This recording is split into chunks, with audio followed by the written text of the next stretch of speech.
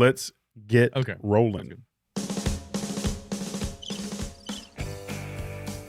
Welcome to another episode of Ring Them Bells. We have a special part 2 in our interview with author Matthew Halstead, going over the Divine Council, aliens, and a recent Joe Rogan interview with Tucker Carlson.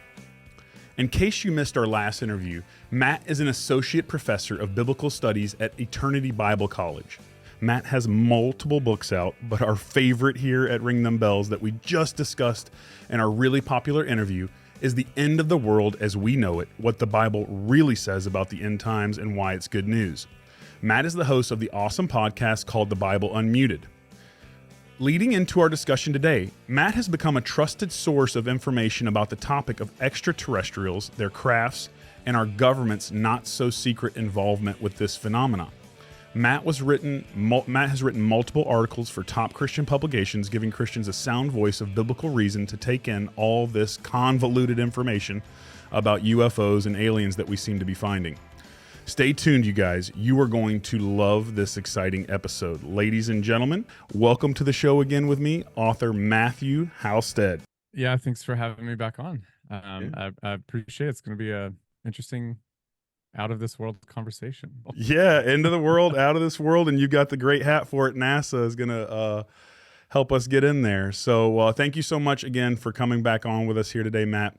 Before we begin our discussion on the subject matter of aliens, UAPs, and these government claims, I'm just curious, like for you, when did this fascination come up? When did this interest come up and get you so intrigued in this stuff? Yeah, I mean, that's a good question.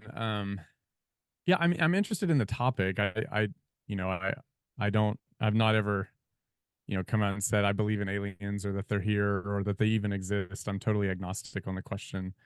But we can get into more of that at some point. But in terms of like the topic itself, there's really a couple of topics here. You have the topic of aliens or extraterrestrials, which is fascinating in its own right. Many theologians and philosophers have mused on this for a very long time. Then you have the question of what was used to be called UFOs.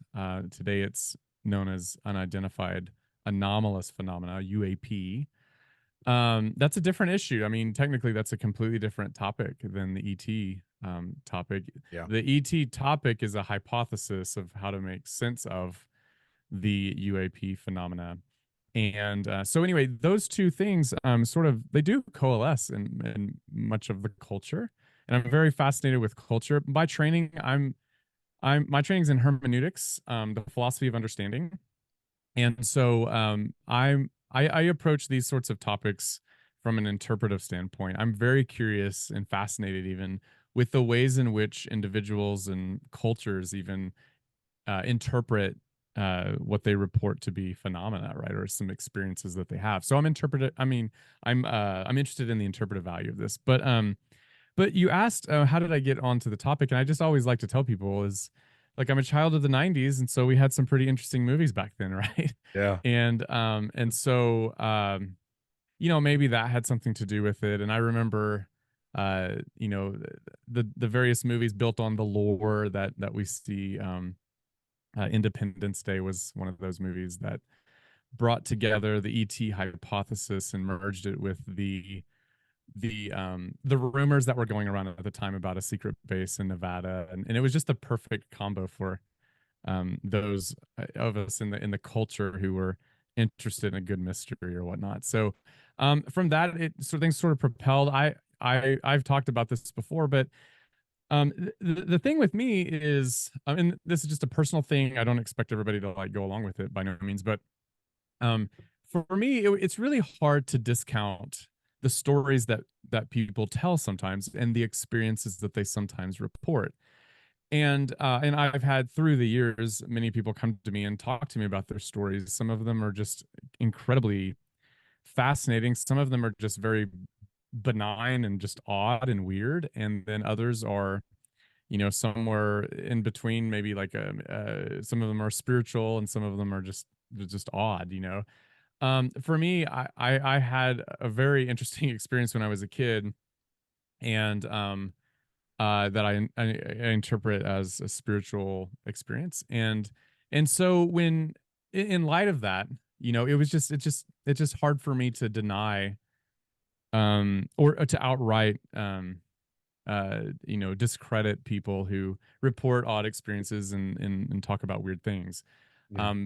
Because it was my own experience. Now, if I hadn't had that personal experience, then maybe I would have a different perspective. I should say, like, I also have people, who've emailed me or whatever and told me their stories that are probably, either a hoax or, so I, I feel like I have a pretty good measure on discerning these sorts of things when they're hoaxes or delusional or whatever. But and so I realized that there's a lot of material out there that's just not reasonable at all. In fact, I would even say that most of the material out there on that topic is just probably nonsense. Yeah. So anyway, that's just sort of a broad introduction. Yeah. Into So my thought on the matter. that works. And I'm the same with you. I was born in 82 and Friday nights were spent with me and my mom watching X-Files and just these things that just kind of like piqued up my interest and brought it into it. So I think that's a great place for us to start, and understanding your take on it, that you don't have anything certain, is actually a great part for us to really digest all these points. We're here to talk about the divine council, aliens, UAPs, America, empires, and somehow how Joe Rogan and Tucker Carlson tie all of this together for us. My favorite podcasts include The Bible Project, Blurry Creatures, Sunday Cool, The Bible Unmuted, and also the Joe Rogan podcast. Although Rogan's not a believer, I appreciate his ability to get on a variety of guests and that he is not controlled by mainstream media or has some type of political agenda that I can see. So Saturday morning, I was watching Joe Rogan, Tucker Carlson interview, and my jaw literally hit the floor. This channel has a focus of bringing to light the divine council worldview and how it points to the nations and empires of this world being led by evil spiritual powers. So when Tucker and Rogan talked about aliens and the possibility of it being connected to spiritual evil, and also even indirectly connecting it to the second rebellion in Genesis 6, I immediately reached out to my resident biblical scholar, alien expert, Matt Halstead. And here we are, folks. That clip just really sparked me, and Matt is so awesome that he agreed to come on here and kind of talk about it. So before we even go any further, what I want to do is quick show this clip for everybody and for you, Matt. So I got this from someone in the U.S. government. He sent me this. The above is 100% legit. I was read into this program but told never to tell anyone. It's now been released. As you can see, it began as a result of my old program, AATIP. I signed a document saying I would never talk about Kona Blue and similar efforts. I can't believe the AARO would have released it. Yeah. I mean, here's what we do know, is that there's enough going on in the skies, but not just the skies, underwater, that the U.S. military has been forced to respond to it. So, like, move aircraft from one place to another because there are too many of these objects in the sky. That's actually happened. Chris Mellon just wrote a long piece about it. But in general, no, they can't control these objects. So, no, it's not American technology. Well, or Russian or Chinese. It predates, all of that. well, some of it does, right? Like, for sure, the Kenneth Arnold sightings, that was really early on. That was like the early 1950s. He was seeing these flying saucers, these discs that were moving over mountains. Well, right. I mean, the prophet Ezekiel writes about it in the Right. first chapter, wheels in the sky. Yeah, that's a crazy one. Over the past 4 years, there have been some startling claims and releases of information from our government connected to non-human intelligence and their crafts. We have Rogan and lots of these media outlets discussing this. Here in this episode, Matt, I hope to not give my audience final conclusions, but like you, I want to help us all examine the biblical possibilities for these phenomena and the claims that our government is making. So, Matt, before I go into anything else, tell me just response to what you saw from the Tucker clip and just from just that little bit right there. Yeah, it's interesting. So there's some things that I would agree with in what he said, and there's some things that I would disagree with what Tucker said. I think people who, it's really important in this topic that there are so many facets to this topic that sometimes demand some sort of what's the word, familiarity with different topics. So okay, for example, when it comes to this topic, you probably need engineers on your team to understand the nuts and bolts part. You probably need physicists on your team to understand the nuts and bolts part, right? You might need also psychologists or something like that to help us to understand the ways in which people process their experiences. You definitely need sociologists on this, because whole these things happen reportedly not just on individual individual basis, but also in group settings. Think of the Phoenix Light stuff, and there's multiple examples of this. Yeah. And then what's interesting though is that inevitably, and we can go down this rabbit trail if you want to, but inevitably, the thing that comes up is theology. Sometimes the Bible, a lot of times, even recently, the Bible, like biblical passages, come up. And just as I'm not trained to comment on the physics of some of these sorts of things, other people may not be trained to comment upon the ancient texts that we have in the Bible, right? And so if I seem a little more critical of Tucker in that respect, it's not, I'm not trying to be uncharitable by no means, but it's just to say that sometimes when scripture gets thrown in, or spiritual things get thrown in, or some philosophical things get thrown in, I think it's very easy to go wrong on some of those things, and that just creates a whole nother, like, almost discussion timeline, if you will, that we go down, and sometimes can be rather distracting. So I don't know if any of that makes sense. Yeah, no, that's perfect. And actually that leads perfect. That's exactly right. So that leads perfectly to this. And I think what it is we're gonna go down that rabbit trail, and I want to go down that rabbit trail with you specifically in this interview, because I think digesting it in those terms is important, whether that's the reality or not. But the reality is that we have a lot of these striking claims that have come out through our government over the past 4 to 5 years, and the wording and the articles and the documents and just the press releases and the congressional hearings, they've all created a stir. And many in the church have seen their faith shaken, and they're looking for answers. So I want to bring my audience kind of in, because I'm just going to, assume that maybe nobody knows about these things. And I want to just go through a little bit of a timeline that I put together that I think you'll appreciate, some clips that you sent to me as well. I want to just take us through a timeline over these past 4 years, through a couple clips that show us these recent developments that have me and you here talking, that had Tucker and Rogan there talking, because I think they're significant. So let's cut over to this real quick.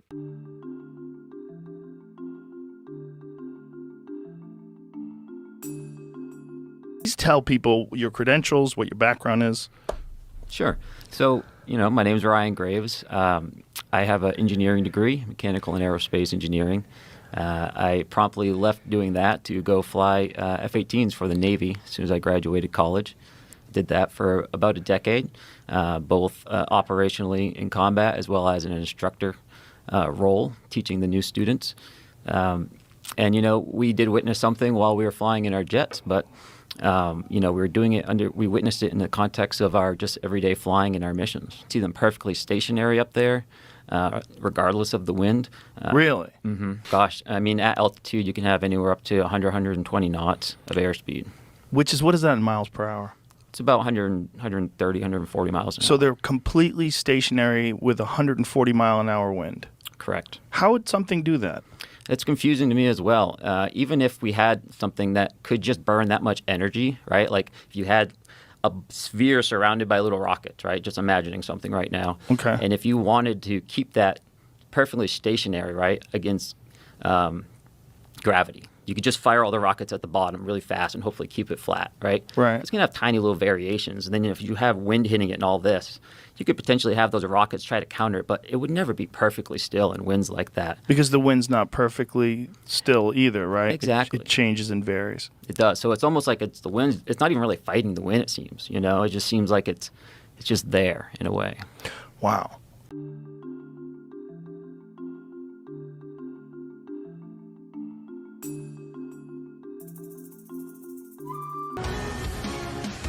Well, the Pentagon turned some heads after forming a UFO task force this summer, but now leaked documents reportedly show defense officials discussing this photo taken from the cockpit of a fighter jet as possibly using, quote, non-human technology.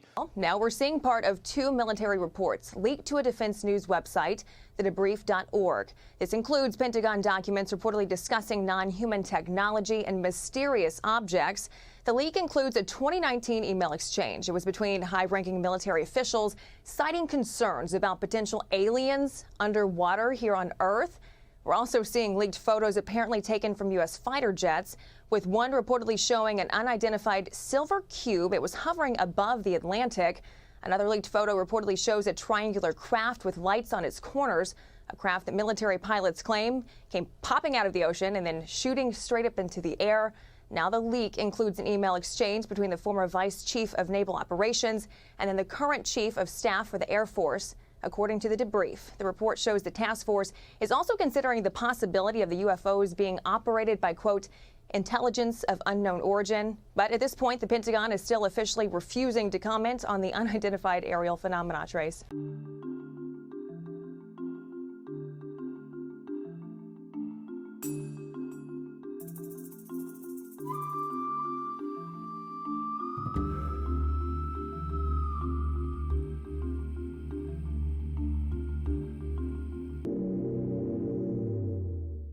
It's been so difficult to get here today. I've said, in the Baptist church, we'd say that the devil's in our way. And the devil has been in our way through this thing. You've stated that the government is in possession of potentially non-human spacecraft. Based on your experience and extensive conversations with experts, do you believe our government has made contact with intelligent extraterrestrials? Something I can't discuss in public setting. If you believe we have crashed craft, stated earlier, do we have the bodies of the pilots who piloted this craft? As I've stated publicly already in my News Nation interview, biologics came with some of these recoveries, yeah. Were they, I guess, human or non-human biologics? Non-human, and that was the assessment of people with direct knowledge on the program I talked to that are currently still on the program.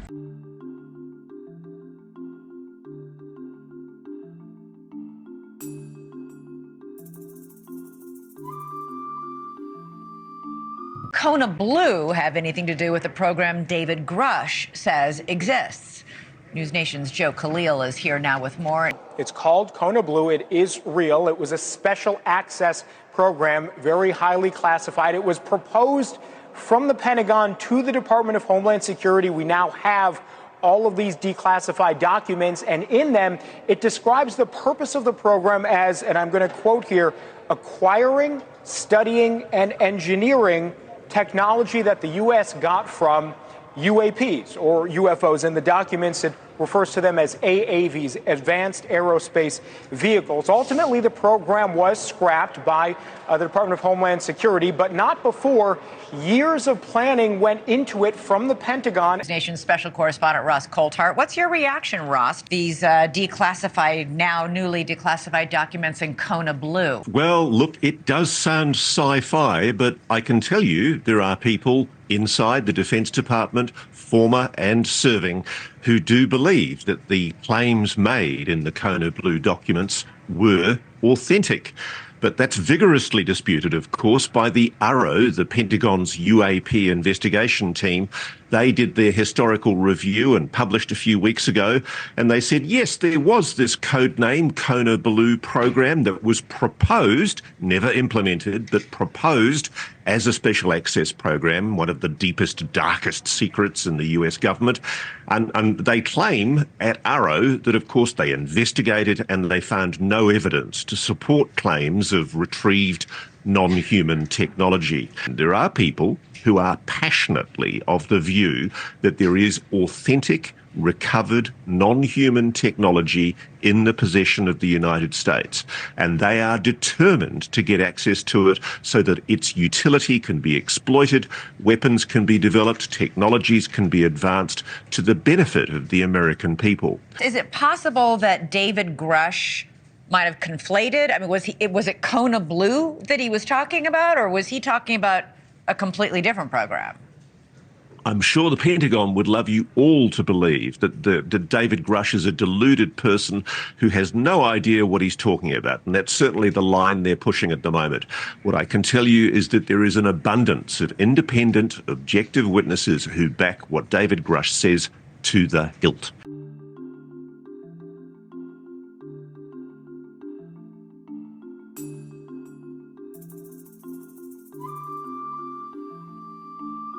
They just released, I think by accident. How does that happen? It's Kona Blue. You familiar with this? No.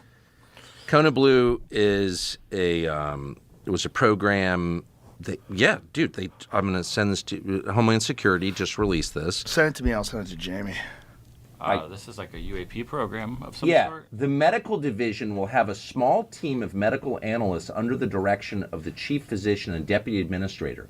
They will organize data into a threat analysis based on medical findings, including but not limited to A, deaths and injuries as a result of interaction with advanced aerospace vehicles. Here it is. B, medical injuries as a result of other anomalies. C, collateral injuries, psychological effects to family members. So they're admitting that people are dying.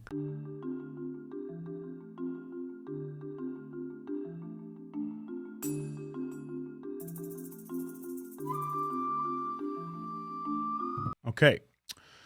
So that was a longer clip, but I think it's important because the timeline of everything that's happened over the past 4 years is the reason why that we're here and why that we're talking. So there was a lot of different events there. We have, Ryan Graves in 2014 first seeing those UFO sightings and reporting them. April 2020, the Pentagon officially releases the UF videos. Then we have the whistleblower and David Grush coming out, and then the congressional hearing with him talking, and then just now these recent releases with the Kona Blue. So with all that in mind,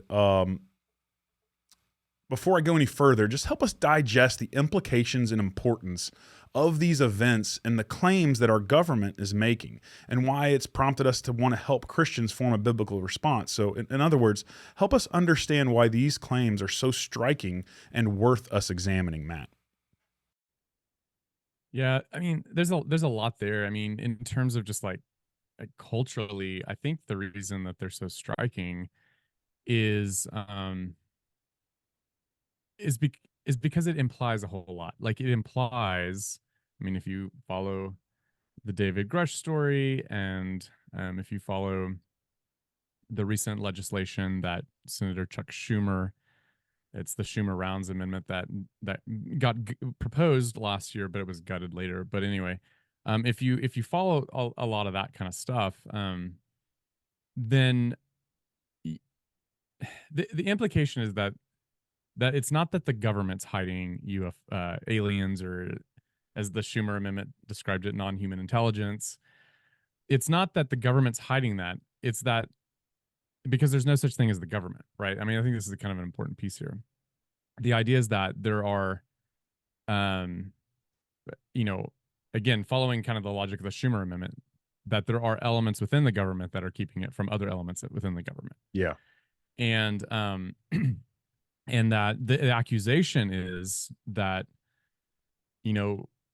and I can't remember the exact verbiage here, but if you go and you read through the proposed Schumer amendment, the one that was proposed, it gives like it has sections at the very beginning that gives justification for why they feel that this amendment needed to be added to the NDAA law that year. And basically one of the reasons was that they didn't feel like proper oversight was being given. And specifically in that justification, I don't have it right in front of me. I guess I should have brought that, but it says that they didn't feel like that there was proper oversight for elected officials within the executive government, within the executive branch of the government. Yeah. And as somebody pointed out to me, you know, there are there are only two elected officials in the executive branch, and that's the president and the vice president. So basically, what the concern seems to be is that that amendment needed to be passed because the president himself and presumably, of course, the vice president are not in the know about these sorts of things, or at least they're not exercising proper oversight. They're not able to, I guess, is the idea, which that's pretty striking. I mean, and by the way, I'm not, I'm not making this up. This is in the actual amendment. Let me. Do you mind if I scurry over to my desk? Okay, I got it. Perfect. So on the Schumer Rounds Amendment that was scrapped, but that was actually proposed. There are a number of lines on in the first few pages of the text that give justification for why that this amendment needs to be passed. And one of the justifications given is because of the lack of executive branch oversight. So listen to this. It says this legislation, or quote, legislation is necessary to restore proper oversight over unidentified anomalous phenomena, records by elected officials in both the executive and legislative branches of the federal government that has otherwise been lacking as of the enactment of this act. Okay, so this is actually pretty interesting because they think that this legislation is absolutely justified because, what does it say? It wants to restore, quote, proper oversight over UAP records by elected officials in both the executive and legislative branches of the government. Now, as I was talking to somebody about this, and they just made that point. It's like, well, there are only two people in the executive branch that are actually elected, and so the assumption of this law is that they do not have, cannot exercise somehow their ability to exercise oversight has been impeded, and they need to restore that. So that's one issue here that might people might find rather striking, is that, wait a second, the president doesn't have access to this material or to the information to enough, at least, to exercise oversight. So that's one reason why people might find this striking. Some of the legislation that came out in, I believe it was the James Inhofe NDAA that was passed, I think it was 2023. And this was in one of the articles that I've written too, and I just basically say is like, this seems to be the stuff of science fiction, but Congress nonetheless passed this law, and it basically read that it was a directive to the Secretary of Defense to say that we want to establish a way for people to come forward to speak of, UAP sort of recovery stuff, and in included language like reverse engineering of UAP and the recovery of, those sorts of things. And then of course in the Schumer amendment, you have the phrase non-human intelligence that's actually used rather explicitly. And so again, if we go back to what we were discussing earlier about our fun decade of childhood in the 80s and 90s, look, this stuff is like total science fiction. Who would have ever thought like Congress would be talking about this sort of stuff in official legislation?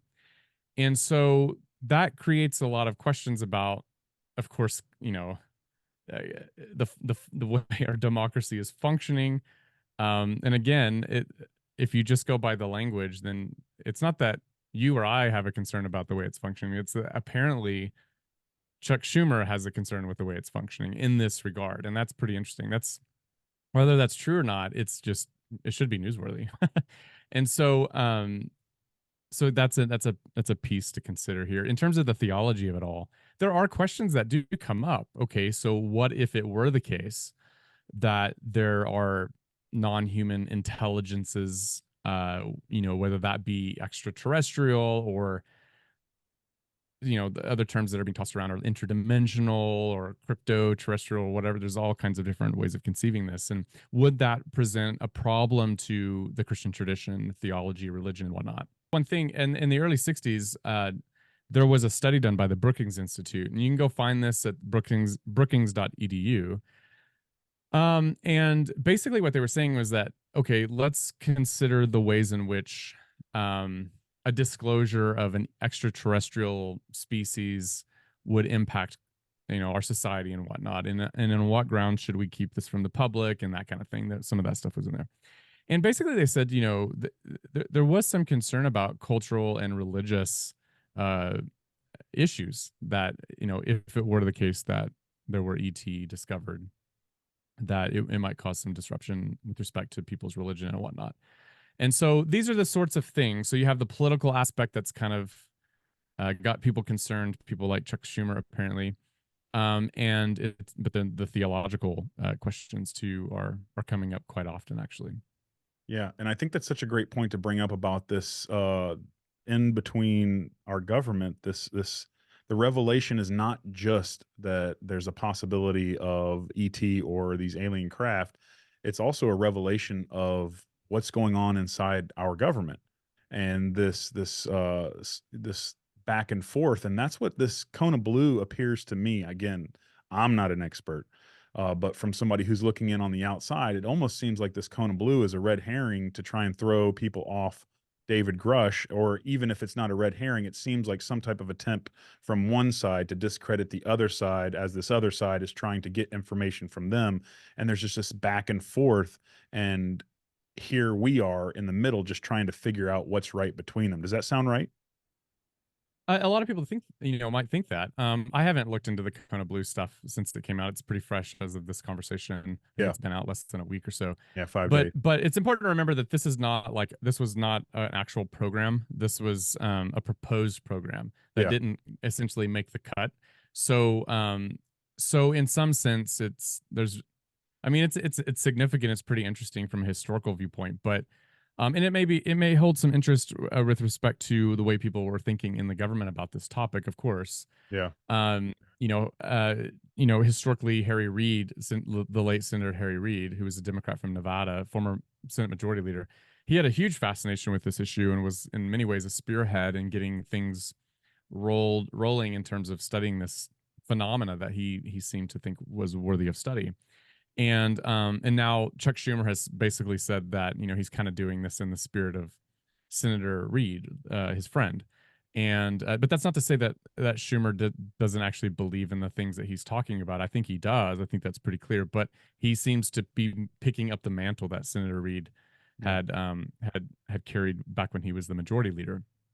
And so that's interesting in that respect. But Kona Blue is, again, I haven't read those documents or anything, but because they're so new. But it's a proposed program. It was never launched off the ground, as it were. Yeah, that's what I mean. I think it's like with Grush's claims about the programs that are out there, it almost feels like they're putting this out so that they can be like, yeah, that's what he's talking about, or whatever. But either way, it's just interesting. And all of these things that our government is saying is why we're here talking. So I wanted to give that foundation to our conversation so that people out there can see why it's worth us exploring these biblical possibilities.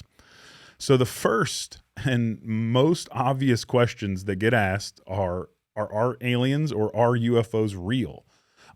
Producer Reuben Evans and Dr. Mike Heiser made an amazing documentary called Aliens and Demons. You can check it out on YouTube. I cannot recommend it enough. We're going to let this documentary be our guide as we seek to digest these claims from our government and the recent clip from Rogan and Tucker.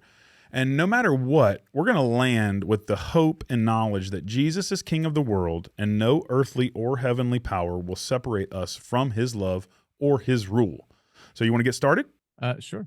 Let's do it, man. I'm often asked, well, are there UFOs? And when people typically ask that question, what they sort of mean up front is, do you believe that there are extraterrestrials flying craft around the sky? It's a sort of a simplistic way to approach things, though. Yes, there are lots and lots of UFO sightings that are legitimate. What does that mean, though? It means somebody's looking up in the sky and they see something that they can't identify. That's all it means. Now, even if they're a trained observer, like a pilot or a military person, someone who's used to seeing, aircraft, even they will see things that they cannot identify. They don't really know what that is. There are thousands of such reports every year in the United States. This is not an isolated sort of thing. So if that's what we're talking about, yeah, there are UFOs. The question is, again, how do we process what we've seen? There are some that just defy categorization. There's something about the object, either in terms of the way it changes shape, or you have instances where one will explode, for lack of a better term, come apart and then reassemble. Things like this that just don't seem to fit any of the other templates. So there are anomalies.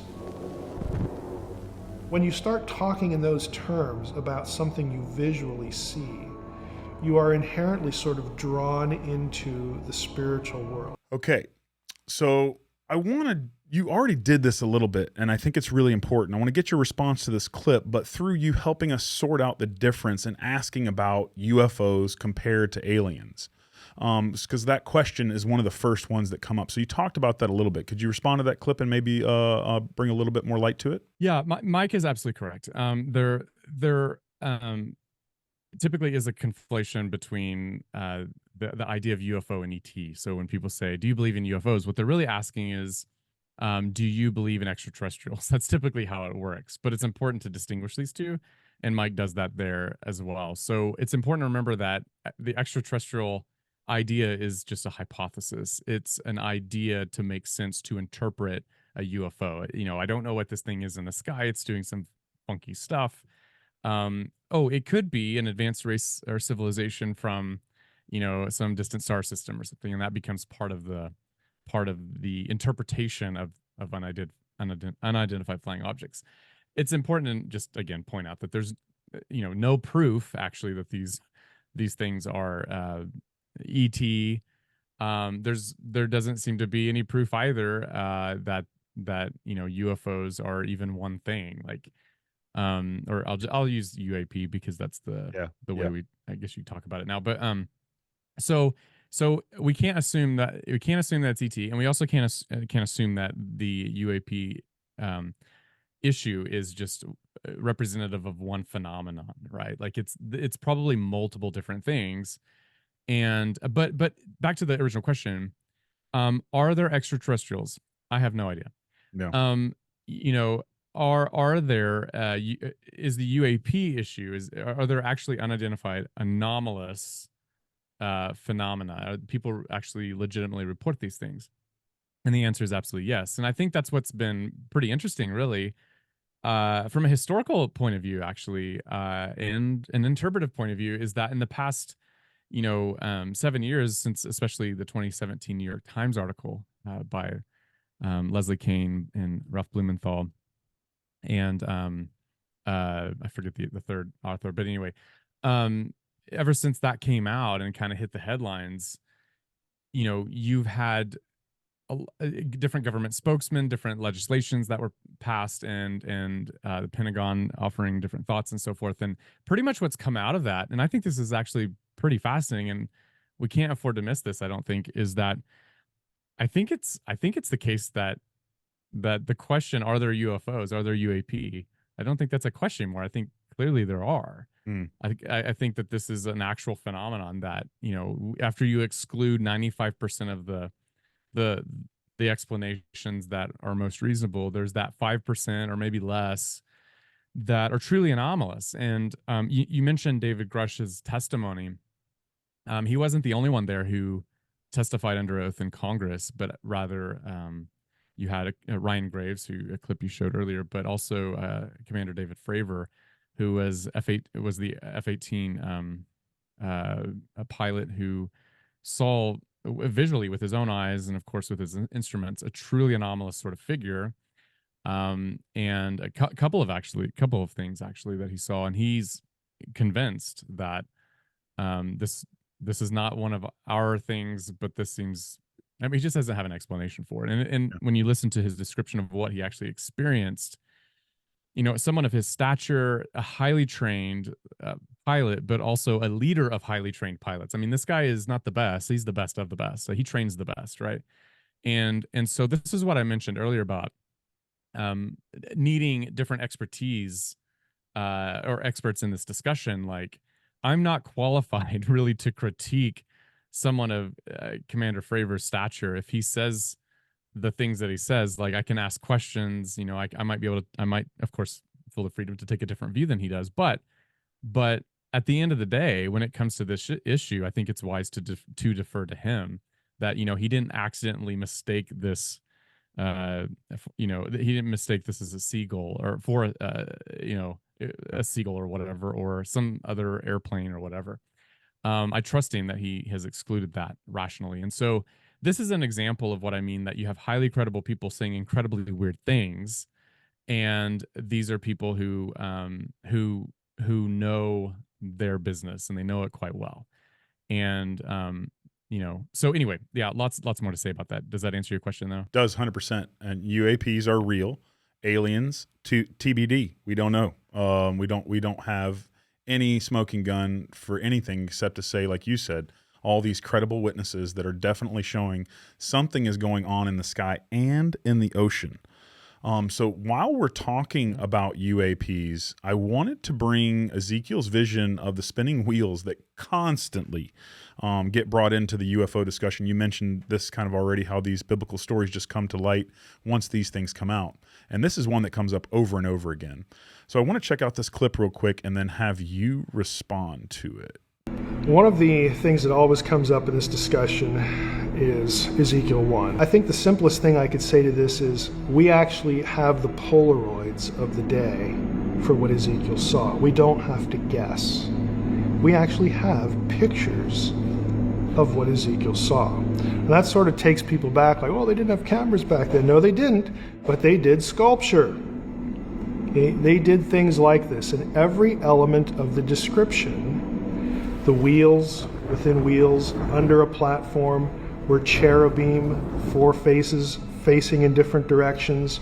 On top of them you have a round, flat throne, dais, with the throne on top for the deity or the king. Every element of that description is found and known from Babylonian iconography or Phoenician iconography, and in some cases Canaanite iconography.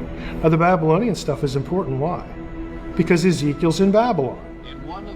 And what he's actually doing is not describing a spacecraft. He's describing an enthroned deity. But who does he have on the throne? He has the God of Israel on a throne that people both from Israel and Babylonians would understand that it's the Israelites' God that is in control. Okay, so respond to that clip and tell me about your thoughts about Ezekiel's vision. Yeah, clearly, let me just start off saying I totally agree with what Mike says there. Like, he's 100% correct, and I would just add to this is that nowhere in the Bible are there UFOs. Yeah. There are no UFOs in the Bible. There are no extraterrestrials or anything like that. So we've covered both of our bases. The ET hypothesis isn't explicit in the Bible at all. The UAP issue is not found there either. I don't think Ezekiel saw a spaceship. There are lots, as Mike was saying, there are lots of rumors and discussions about this, and it seems to be creeping back up in light of the recent testimonies and things like that. People are trying to bring religion back into this, and specifically the Bible. The trouble though is that if you look at Ezekiel chapter 1, you do get this rather mysterious sort of vision that Ezekiel has. He has what he thinks is what seems to be at first some sort of storm cloud off in the distance with lightning and flashes of lightning, and then it comes really close to him. And as he looks at it, he sees these 4 humanoid, oddly looking creatures with multiple wings, and the way they're moving is rather interesting to him. But they're clearly humanoid. And if you pay close attention to the text, I mean, it doesn't look anything like a spaceship or a saucer or anything like that. But what they're doing is they're kind of holding up this platform. The word there is the rakia. It's a Hebrew word. And I'll get to why that's important in a minute. But there's this platform, and above the platform that they're essentially holding up, and there's 4 of these living creatures, sets the God of Israel. And in the words there are used to describe the God of Israel, like the appearance of the glory. The glory is a big motif here. And of course you do have this idea, these wheels that are prominent in this text, and they seem to be part of the movement of this vision. There are wheels within wheels and whatnot. And so people will jump to that and say, oh, this is like a spinning saucer, or these are different lights on the saucer. Ezekiel clearly had an ET, or rather UFO experience in Babylon. Again, so the couple of issues with that. One is the internal evidence. So the Bible is actually, well, just Ezekiel, start there. Ezekiel is actually rather clear about what he saw. It's no mystery to him what he saw. He tells us several chapters later, because everybody looks at Ezekiel 1. If they read the whole thing, get some context, then they'll see that Ezekiel actually says that these are cherubim, which are sort of like they're these angelic type, with winged angels. I don't like to use the term angels because that conjures up all sorts of different things, but it's the best I've got, given our current modern context. Good guy, spiritual being. Spiritual beings. They're sort of like honor guards of, like, God, who is a maximally great being, as philosophers will say, he does not need guarding. Like, I mean, he's the creator of all things, right? And so, but he still has these beings around him.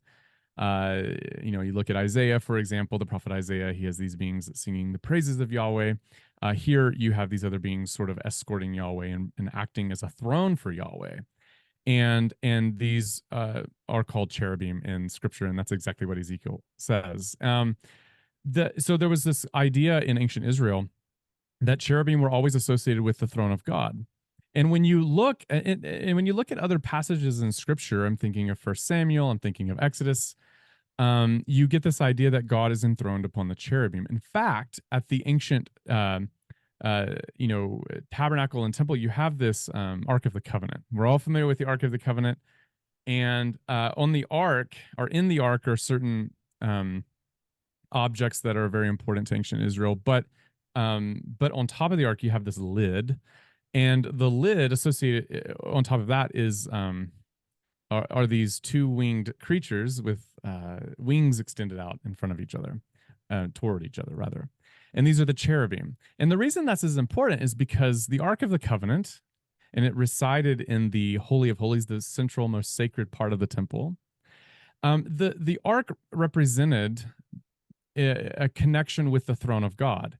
And the idea was that God's presence sat right above the Ark of the Covenant, that this represented his throne, which is why you have cherubim on top of it, because that upon the cherubim is where God sits.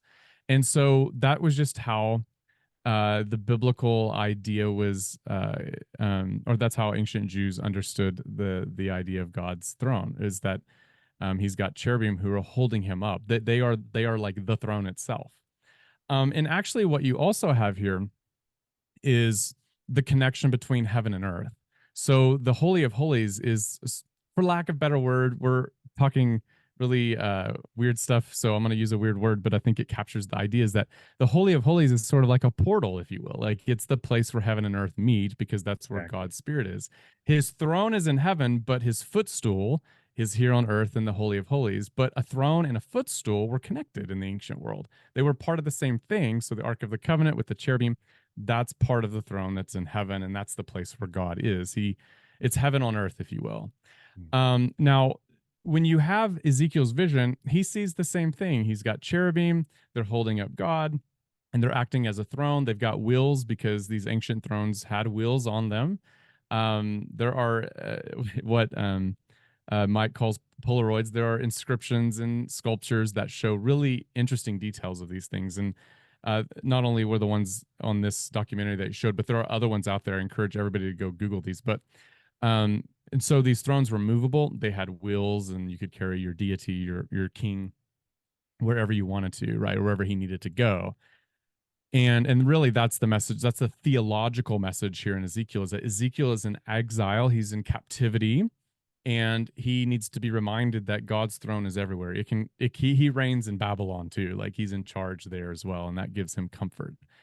And the other thing too is we need to go back and talk about that platform that the cherubim are holding up on which Yahweh sets. It's called the rakia. In Genesis 1, this is the firmament. It's a hard surface that's above the the earth that holds the waters above the earth. Okay. And that's sort of this separation. It's a key part here in the ancient cosmology, is that God resides above us, in a different plane, different level, and perhaps that's why the rakia there is mentioned as well. It's important to remember, obviously, that ancient peoples did not have an updated version or a correct version, scientifically correct version of cosmology. So they had a different idea. They thought that there was actually a hard surface above in the sky, right? And so what Ezekiel sees is sort of like a microcosm of how God rules and reigns, that he is above the rakia, but he's present with even Ezekiel in Babylon. So there's lots of different things here. If you really pay attention to Ezekiel 1, it looks nothing like a flying saucer. Okay. It really doesn't. And I know people want to go there, and I know people really get excited about that, but I don't mean to burst any bubbles, but at the same time, we need to be faithful. As good historians, we look at this text with care and make sure that we interpret it correctly. And then, the UAP interpretation falls well short of the historical data. Awesome. I love the connection that you made with the Ark of the Covenant, and even that being God's footstool in that portal zone really helps connect these two. And then the rakia, I can't wait to kind of dive more into what that means for using that. I think that's just a wonderful point to bring up, so thank you so much. Next, I want to bring up the possible explanation that this is just a cover-up, or that the government is connected and deceiving us with this information, because that's definitely prevalent and just something that needs to be talked about one way or the other. So let's check out this clip, and I think it's super important because what you talked about before is having the deconstruction moment of, like, with our government, of understanding, like, these things fighting against each other, and this is kind of Heiser's deconstruction moment. So let's share the screen. For me, it was the 1997 Roswell conference, obviously in Roswell, New Mexico, a very famous UFO case. And I had done a good bit of reading about that, and one day I was listening to the CNN broadcast of an Air Force debriefing. And there was a reporter at the conference who had apparently read a good bit of information about the event. And he asked the Air Force colonel, a guy named Colonel Haynes, about something in the report.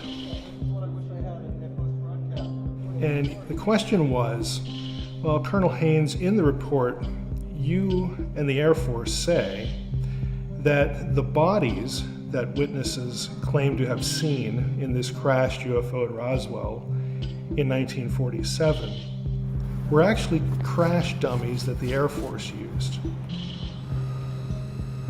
And of course, the colonel acknowledged that. And then the reporter said, well, the report itself says that the Air Force only began using these dummies in the early 1950s. So how do we get this disconnect? And the colonel actually said, we believe that the witnesses to the Roswell event, we think, have undergone time compression. And when I heard that, I thought exactly what the reporter said. What's that? What is time compression? And the colonel answered, well, we think that the witnesses are retelling a story that actually happened in the 50s, but they're remembering it as happening in 1947. And as soon as I heard that, I thought, somebody somewhere in the military, in the government, in this sort of need-to-know world, somebody somewhere wants this myth to live, because that's all that this press conference is doing. It's feeding into the mythology of a government cover-up, and the cover story is aliens. And so that sort of took me from a casual reader, somebody with a sustained but casual interest, into a person that thought, I need to do some research here, because there's something about this case, there's something about this subject, there's more than meets the eye here. Okay, so first I want to talk about Heiser's deconstruction moment here. I had something similar when I was younger. I was raised just like any American, saying the Pledge of Allegiance, super patriotic, and believing that my country could do no wrong and that we were the Christian hope of the world. And I remember when I was very young, my family bought the VHS of JFK. It was like a double box set with Kevin Costner as the lawyer. And for whatever reason, bored, we didn't have YouTube. I watched this as like a 9, 10, or 11-year-old boy. I watched the whole JFK movie. And by the time I got to the end, I was like, oh my God, like, wait a minute, the government actually could be doing something wrong somewhere, somehow. And that kind of just opened my eyes at a young age to make sure that I looked, with a grain of salt as I was hearing things and being told things. And it feels like this was Heiser's kind of deconstruction moment. And I'm wondering, Matt, have you had any of those type of moments in your life or even through this process where you're like, oh, wait a minute? Yeah, that's a really good question. And I want to say, going back to what Mike was saying in that documentary about Colonel Haynes, that is a very interesting clip. And I actually encourage everybody. It's about 24 minutes long. In fact, it's funny. I didn't even know you were going to show that, but I was looking at that again this morning, and for whatever reason, I was remembering, and like, oh, I should go back and rewatch that C-SPAN clip. But you can actually watch the whole thing. It's 24-ish minutes long, and you can find it, I think, on C-SPAN's website. Just go Google Colonel Haynes C-SPAN Roswell report or something like that. And it's a fascinating clip. And in many ways, I can understand 100% why Mike would walk away thinking this is a total sham. Because quite frankly, the answer that he gives is very difficult to believe. So just to back up and to explain just a little bit more, basically this report wanted to answer the question about the bodies, because a lot of people were saying that and reported that there were bodies associated with this landing, or this crash rather. And so they wanted to come out with a definitive explanation about what can explain the eyewitness accounts of bodies or whatever, or the reports of the bodies. And basically what they said was exactly how Mike described it, is that there was something that crashed there at Roswell in the late 40s. But what people probably saw were the dummies that they were using. They were using like high altitude, 90,000+ feet parachuting of dummies down to gather, high altitude data. And more than likely, these dummies fell around that place. And that's what people thought that they saw. And in that report of Colonel Haynes, they show a video of these dummies, and they're about, I don't know, 5'11", 6 foot tall, or maybe more. They're full-grown human-looking dummies, right? And that's actually important because I'll get to that reason why in a moment. But anyway, he was saying that these dummies weren't used until the 50s, early 50s. And so a journalist asked, "Hey, can you explain this? Like, you're saying that the dummies are used in the 50s." But this event happened in the late 40s, so how does that work? And he says, well, we think it's time compression. People are confusing this whole thing and meshing, years worth of things together as if it was one thing. They're just wrong about about when they saw those dummies. They forgot that it's not the 40s, it's actually the 50s. It really is interesting. It's really interesting, and you can tell that the journalists have questions about this, like, they're just unsure about it. And really, the colonel doesn't give a good definitive answer. I think, in fact, a time or two, he says, basically, I don't know. I can't reconcile it. Like, he's totally fine with that as well. One journalist asked him, okay, but these dummies are actually pretty tall, but the reports of bodies were actually really small bodies, right? So how does that explain? And I think that might have been where he's like, I don't know. It was just really interesting. And so when I see clips like that, I look at them and I say, yeah, it's completely understandable why people, come to these conferences or these press conferences, say at the Pentagon, and they're hoping to get answers. But what they do is they end up walking away with more questions. And this actually happened more recently as well. Not to that same scale, but just as significantly so.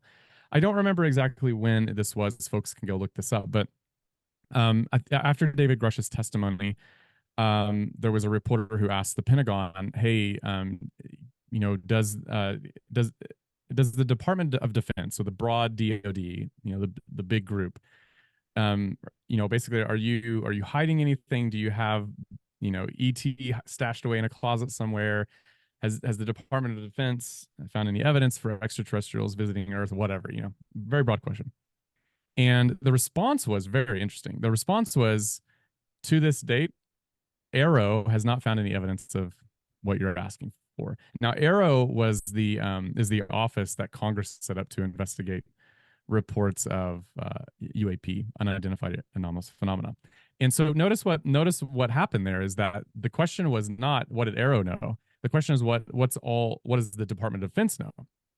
And the answer was, it ignored the question, and it answered as if the question was about a small office at the Pentagon known as Arrow.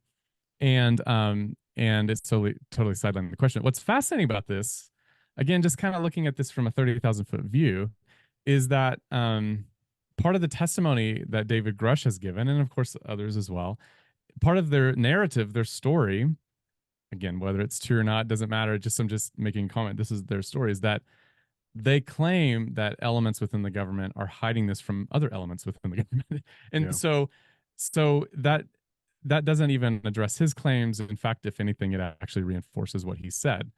And so, I mentioned earlier that I told somebody, I was like, no matter what you think about this question, it's just really fascinating to see the government respond to it. It's such a weird topic, UFOs or aliens or ET, NHI, non-human intelligence.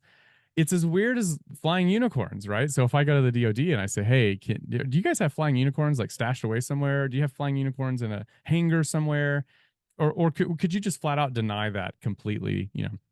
They could probably do that. They could probably say, "Yeah, 100%. Like, we don't have flying unicorns. There's no evidence that there are flying unicorns across, anywhere in the government. We're not interested in studying flying unicorns." And then the story dies, right?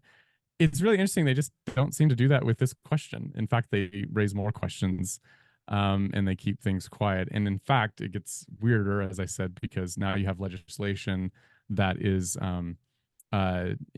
demanding answers about the proverbial flying unicorn. Chuck Schumer is writing about the proverbial flying unicorn. And you have to ask yourself, okay, maybe it's the case that UAPs and flying unicorns are in completely different categories. The flying unicorn is myth, but maybe there's some reality to the UFO or UAP.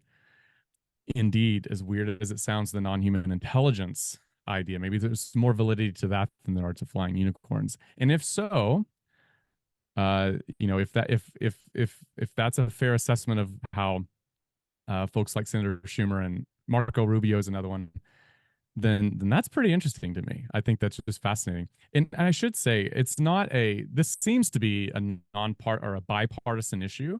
You have people from the left, Senator Chuck Schumer. You have AOC, the represent in the House, and she sits with the Republican Tim Burchett on the Oversight Committee. You have Marco Rubio on the Senate Intelligence Committee. This seems to be a clearly bipartisan interest in the question, so it doesn't seem to be driven by partisan politics. For the most part, it seems. Now, there, if you're following along in the news, there are some, infighting, I think, in some part. But by and large, it seems to be uniquely a bipartisan issue. That's fascinating in and of itself. Yeah. And it's like, again, what you said before, we don't know exactly what it is or what's going on, but I think the two things that we can take to the bank is that, one, there are some type of phenomena in the skies that are unexplainable. The second thing is that our government is lying to us and covering things up. Like, there's no way to deny that point here now, with where we're at. So next, and this is, if we thought we were weird now, we're gonna just keep getting weirder here. I want to talk about alien abductions, and their possible connections to Gnosticism and demons. Okay, so let me share this over here with you. I personally have two friends who focus on abduction research. They've documented over 100 cases where they will either lead someone to Christ or train a person to make it a spiritual confrontation when whatever is happening to them happens, and they have been delivered from repeated abduction experiences. In other words, they stop. If that's successful, to me that says there's some inherent spiritual element to this particular thing within this big umbrella world we call UFO stuff. It's very easy for me to think of it in terms of a deception by, again, a superior intelligence, but not one that comes from another planet. We're talking about a sinister intelligence from the spiritual world, the kind of unseen realm that the Bible talks about. There are touch points between what people say that happened to them in these rituals or what the goal of an abduction experience was supposedly.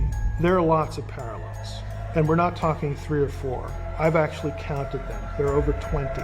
The metal tables, the types of wounds that people suffer, they're probed in all sorts of awful places. Messaging about we're doing this so that you can birth a hybrid child.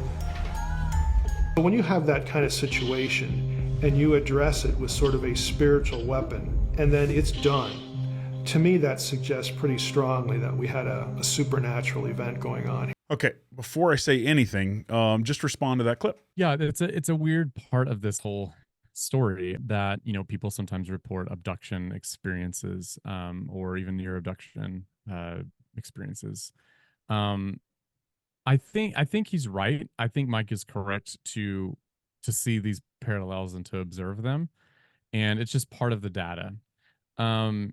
And there are, in Scripture, even like in the Old Testament, you do have this belief that spiritual beings have come down at one time at least to have sexual relations with humans, and you see this, of course, in the famous Genesis 6 passage. And so, all to say, within the Judeo-Christian tradition, you do have this reports of these sorts of ideas, you have these ideas. You have this concept that at least in their mind this was possible, but it was not only possible, it was actual, like it actually happened. And as weird as that may sound, as odd as that may be to our ears, to our modern Enlightenment ears, you do have stories from people who report those sorts of types of experiences too, not just in terms of the sexual encounter, but also in terms of, as Mike was saying, the being examined, some of those other features as well.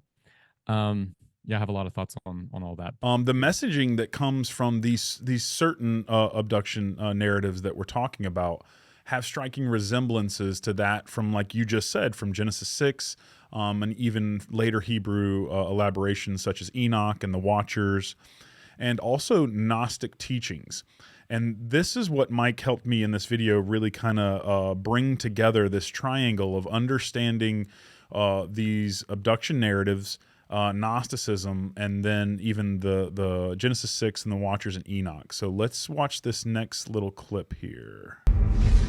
Gnosticism was an ancient, and still is, belief system that was a strong competitor to the early church because it used biblical language, it used Jesus stuff as part of its presentation of what salvation meant and what the nature of the world was. But the short version of Gnosticism is that there's the true God in most remote history, and he took of himself to create other eons. Now, these eons were entities, and one of these eons transgressed the will of the supreme deity, the true God, as Gnostics would like to say. But one of these eons transgressed and decided, well, I want to create a being sort of like me, like my maker did. And that being, Sophia, creates a being that is evil and sinister, and that is the being that creates humankind. That is the God of the Bible. He's a bad guy in Gnosticism. And the good guy in the Gnostic story is the serpent, because the serpent is the one who comes to humans and says, hey, you people don't really realize what's going on here. Did God really say, did your maker really say, again, the bad guy, this or that?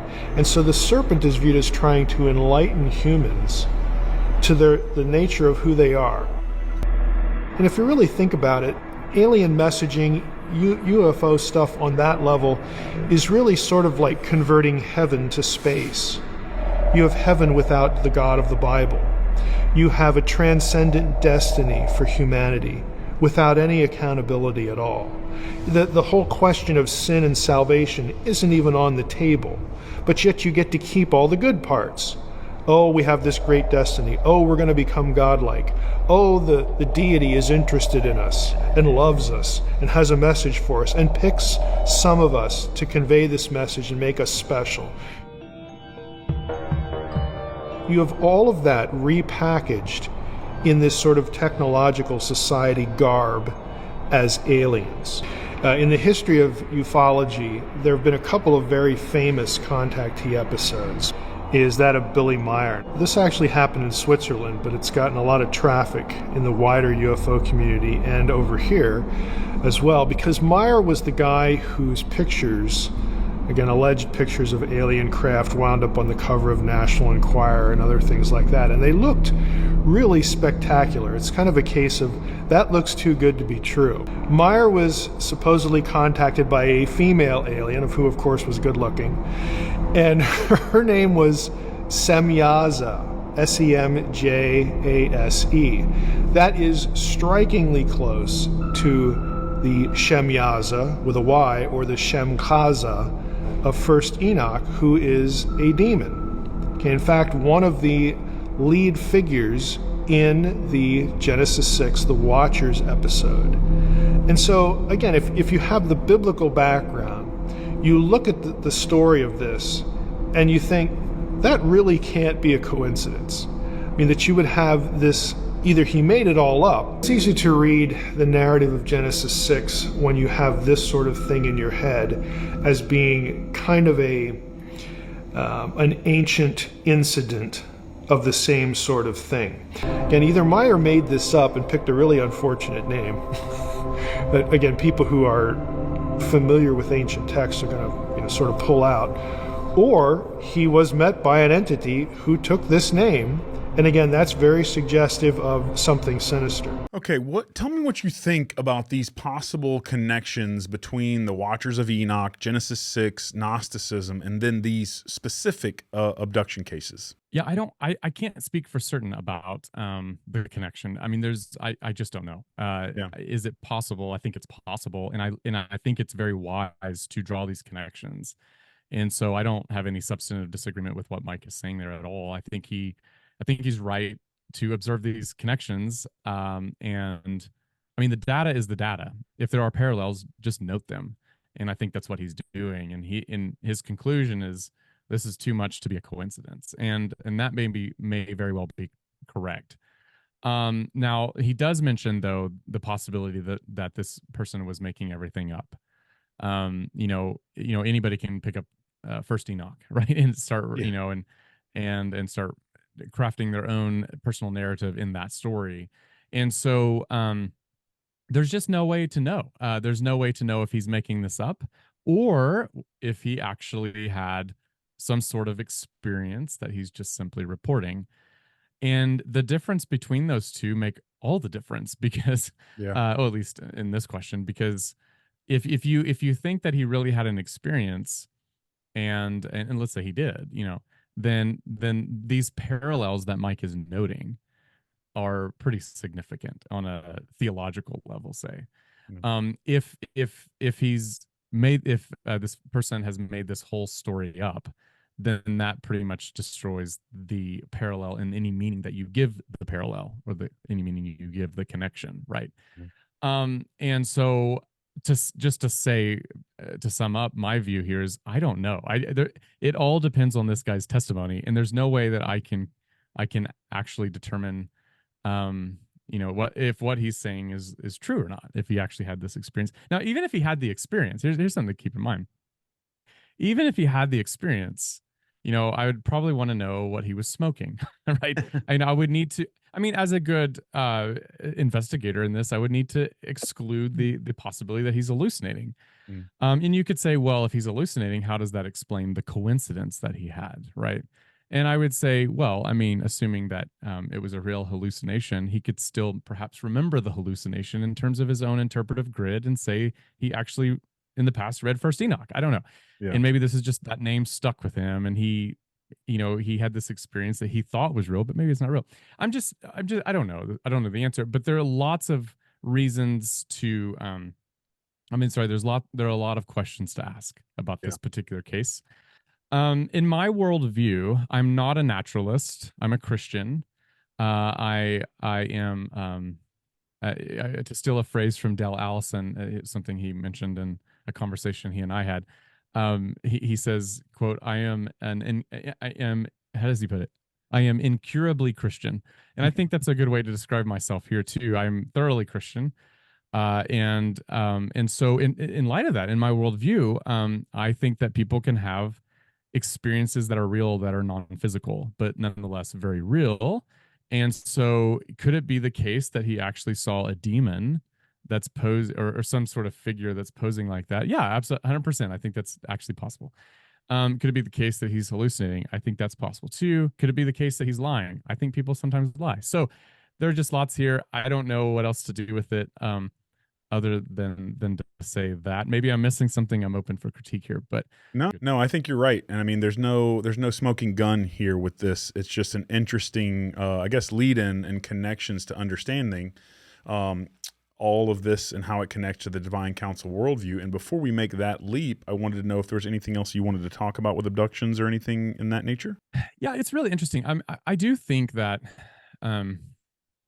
I do think that there's something to that phenomenon, and I don't that particular phenomenon.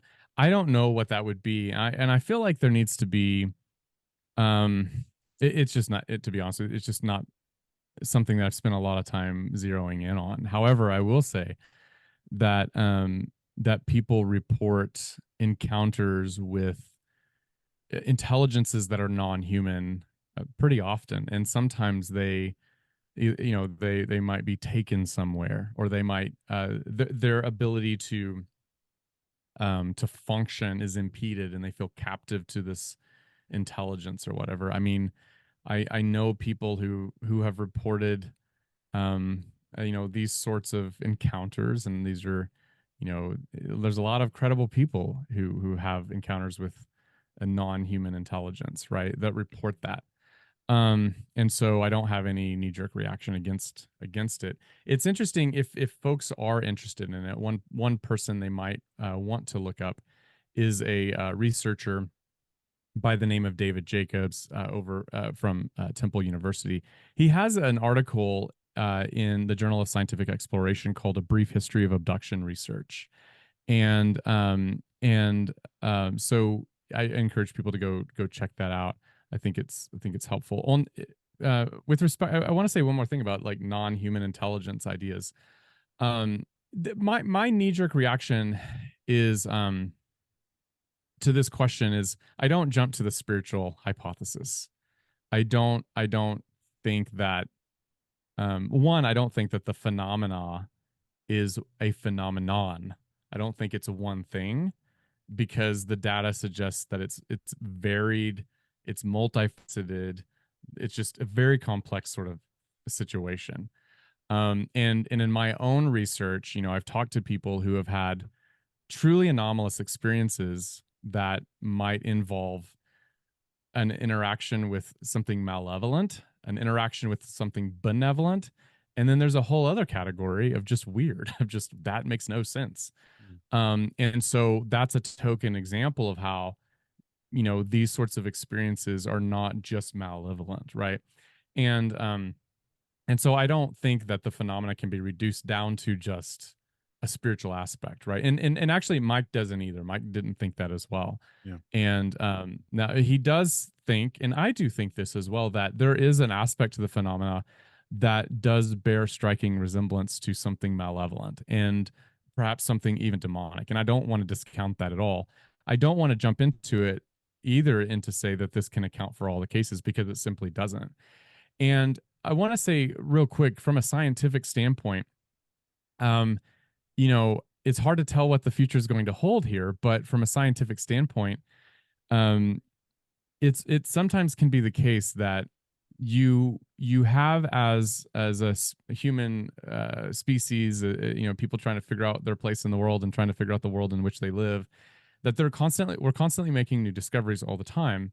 And before that new discovery of something actually is confirmed, sometimes you have these lingering, very mysterious, complex reports that you, in the meantime, don't know what to do with until you have actual confirmation. And one very clear example of this is the case of the gorilla, right? So there's an article that I would point everybody to. It's called "Discovering Gorillas: The Journey from Mythic to Real," and it's in a journal. It's who's it written by here? I've got to pull up, James Newman. And but basically, it's this. You know, he talks about how nobody knew gorillas were a thing. At least nobody outside of certain tribes in Africa. Nobody really knew they existed until the mid 19th century, so the mid 1800s. And prior to that, you had these reports, you know, of these humanoid type things or human looking creatures. I mean, you had this sort of language that makes you think, my gosh, what kind of monster is living in these jungles? And there was lots of lore associated with it. Like at one point, the rumors were that these humanoid creatures would kidnap the women and take them away. And you had, you know, all these sorts of things going that just were not true, actually. But you had a kernel of truth that there was something that we hadn't discovered yet that is humanoid, that's pretty intelligent, that looks like a human being, that's really strong. There are kernels of truth there, but there was a lot of myth surrounding it that just ended up not being true. And in fact, until multiple eyewitness accounts from credible scientists emerged, they, you know, we didn't know much about the gorilla until, you know, around the turn of the century or so. 1900s, right before then, I think is what it was. But I bring this up because James, in his article, he starts off his paper with this one sentence. Here's the first sentence. He says, "The discovery of the real often starts within the realm of the myth. The discovery of the real often starts within the realm of the myth." And I think that's a very powerful line. And I think, I'm not saying this is true, I have no idea, but it could be the case that what we're experiencing with this phenomena is quite prosaic. That, you know, for starters, I mean, you know, let's just hypothetically say this is non-human, you know, completely non-human. It's not some advanced military technology or some sort of corporate technology that nobody knows of yet. Let's just get the human out of the equation, and let's just suppose that this is some other life form, life thing. And right now it's existing within that realm of the myth. And there's lots of mistakes that we're making. There are lots of rumors that are untrue, lots of weird things that will prove to be false about the phenomena. Okay. But suppose that all it ends up being is just another form of life, right? Another type of species. You know, and suppose that's the case. And here you have another case of a discovery of a proverbial gorilla, right? And that's happened before. That sort of thing is not out of the question. Maybe this is all that is. I'm not saying I think it is. I'm not saying I think it's not. I'm just saying I think it's a possibility. And that chastens us a little bit to just come back and say, there's a lot that maybe we just don't know. Yeah. And lest someone think that, you know, Matt, this just is preposterous or whatever. You know, it's interesting. You know, I don't think it's preposterous for the reasons I've just given, but it is interesting that other people who are a lot smarter than me and who have a lot more knowledge about these sorts of things than I probably ever will, it's interesting what they're saying about this sort of topic. One example of this is a former CIA director, John Brennan. He was asked about UFOs, and of course, everybody thinks, oh, if anybody knows about it, it's going to be the CIA director, right? And that's an assumption that we make too. Perhaps, why do we make that assumption? But anyway, but that's sort of the way we think about this topic. But he was asked that, and to his credit, he gives a response. And if I remember right, people can go look this up, but he kind of chuckled at the question, but in a serious mode and being in a very meaningful tone. He says, you know, it could be the case that we discover that this is just another type of life or another form of life that we've yet to understand, or however he puts it. It's something like that. And I found that very interesting, that this, possibly what we're going to be seeing, he says, is that this could be another expression or form of life. And I find that really interesting. And so I think it's worth considering. Now, if that's the case, all right, this is where I'm going with this.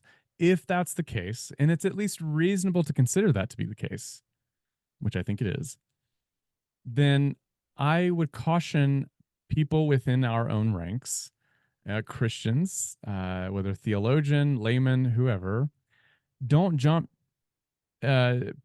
quickly to the spiritual hypothesis to account for all of this. I do think that there are things that are spiritual that get confused for UAP, of course, but I'm not convinced that should be considered the sum total of the narrative. No. It could just be a gorilla.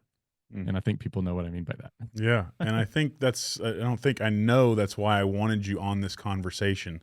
And not that your position is juxtaposed to Heiser's position. It's just that you each have different positions in a sense, and different angles. And I wanted to get your perspective, and what you just said on that is really important, so that we can hear this symphony of possibilities that are out there, and that we can bring them into our biblical focus in one way or the other. Let them reside there. But we do have something that. Go ahead, please. Can I just make one quick remark? Yeah, and I knew Mike before his unfortunate passing.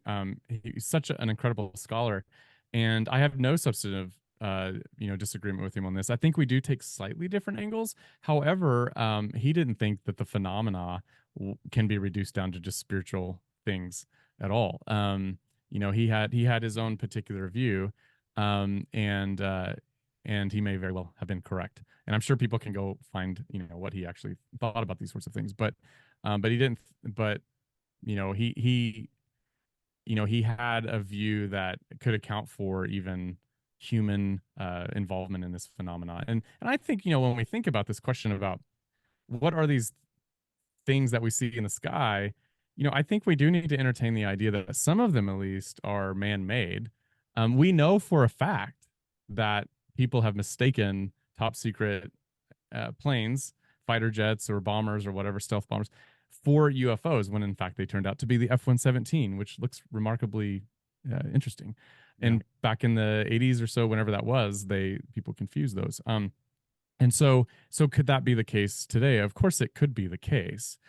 There is a problem with that view, because I don't actually think that all UAP cases can be reduced down to either the spiritual side or just the military technology side. And we can get into that in a little bit, but there's actually data to say, no, there's more to the story here, that you can't just say this is man-made either. Yeah. It doesn't appear to be, at least. No, I love that. And I think that's the point again, is just to say the symphony of possibilities. What we led with this show is to say that we're not trying to give anyone a final conclusion, but to just help everybody digest this with a biblical foundation. And I want to pivot right now, but we're not going to leave from the subject of aliens. We're definitely going to, this is going to lead into more of it. And it's going to get into Mike's understanding of it as well. So I want to get into the divine council worldview with you, because I didn't get to talk about it with you last time. And this is super important to me and super important to my channel. The divine council worldview, or the Deuteronomy 32 worldview, that shows that we didn't just have one fall in Eden, but there were three rebellions, one in Genesis 3, one in Genesis 6, and then we have the Tower of Babel as well, that gets reinterpreted or interpreted by Moses in Deuteronomy 32 as God handing the nations over to his divine council, or to these spiritual beings. So before I say any more, I'd just like to know, tell me about your exposure, understanding of the divine council worldview, and is it something that you believe in? Yeah, absolutely. I do believe in it. And this is one of the great gifts that Mike's ministry was to the church, is that he was passing on scholarship that was being discussed and debated and conversed about in conferences and journals and things like that. And he's disseminating this down to the churches. And so you ask, ancient Near Eastern scholars this question, and they know this stuff too. And Mike, bridge that gap down to the church and to the layman to say, look, we need to know this stuff too. It's not what you were taught in Sunday school, but perhaps you should have been taught this in Sunday school, right? And basically, for those who aren't familiar with the divine council worldview, it's essentially that we need to take seriously those texts in scripture that talk about the gods, right?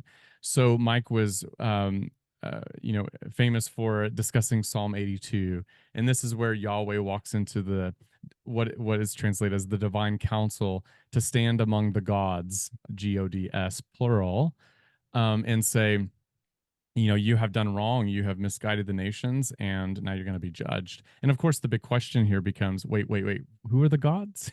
Are these like spiritual beings? And I know that some evangelical people will interpret that to mean, no, these aren't spiritual beings, these are human earthly beings. And Mike, rightly so, critiques that view and says, no, these are spiritual beings. They are called Elohim, they are called gods for a reason, because they are divine figures. And so people would ask Mike, so I guess you believe in polytheism. You believe that there is more than one God. And the answer to that question needs to be, yeah, we believe that there is more than one God, little Gods, Elohim, because scripture says that. Sometimes they're called Elohim, sometimes they're called sons of God, sometimes they're known as the stars of Job 38, verse 7. But yeah, you do have this plurality among the Elohim.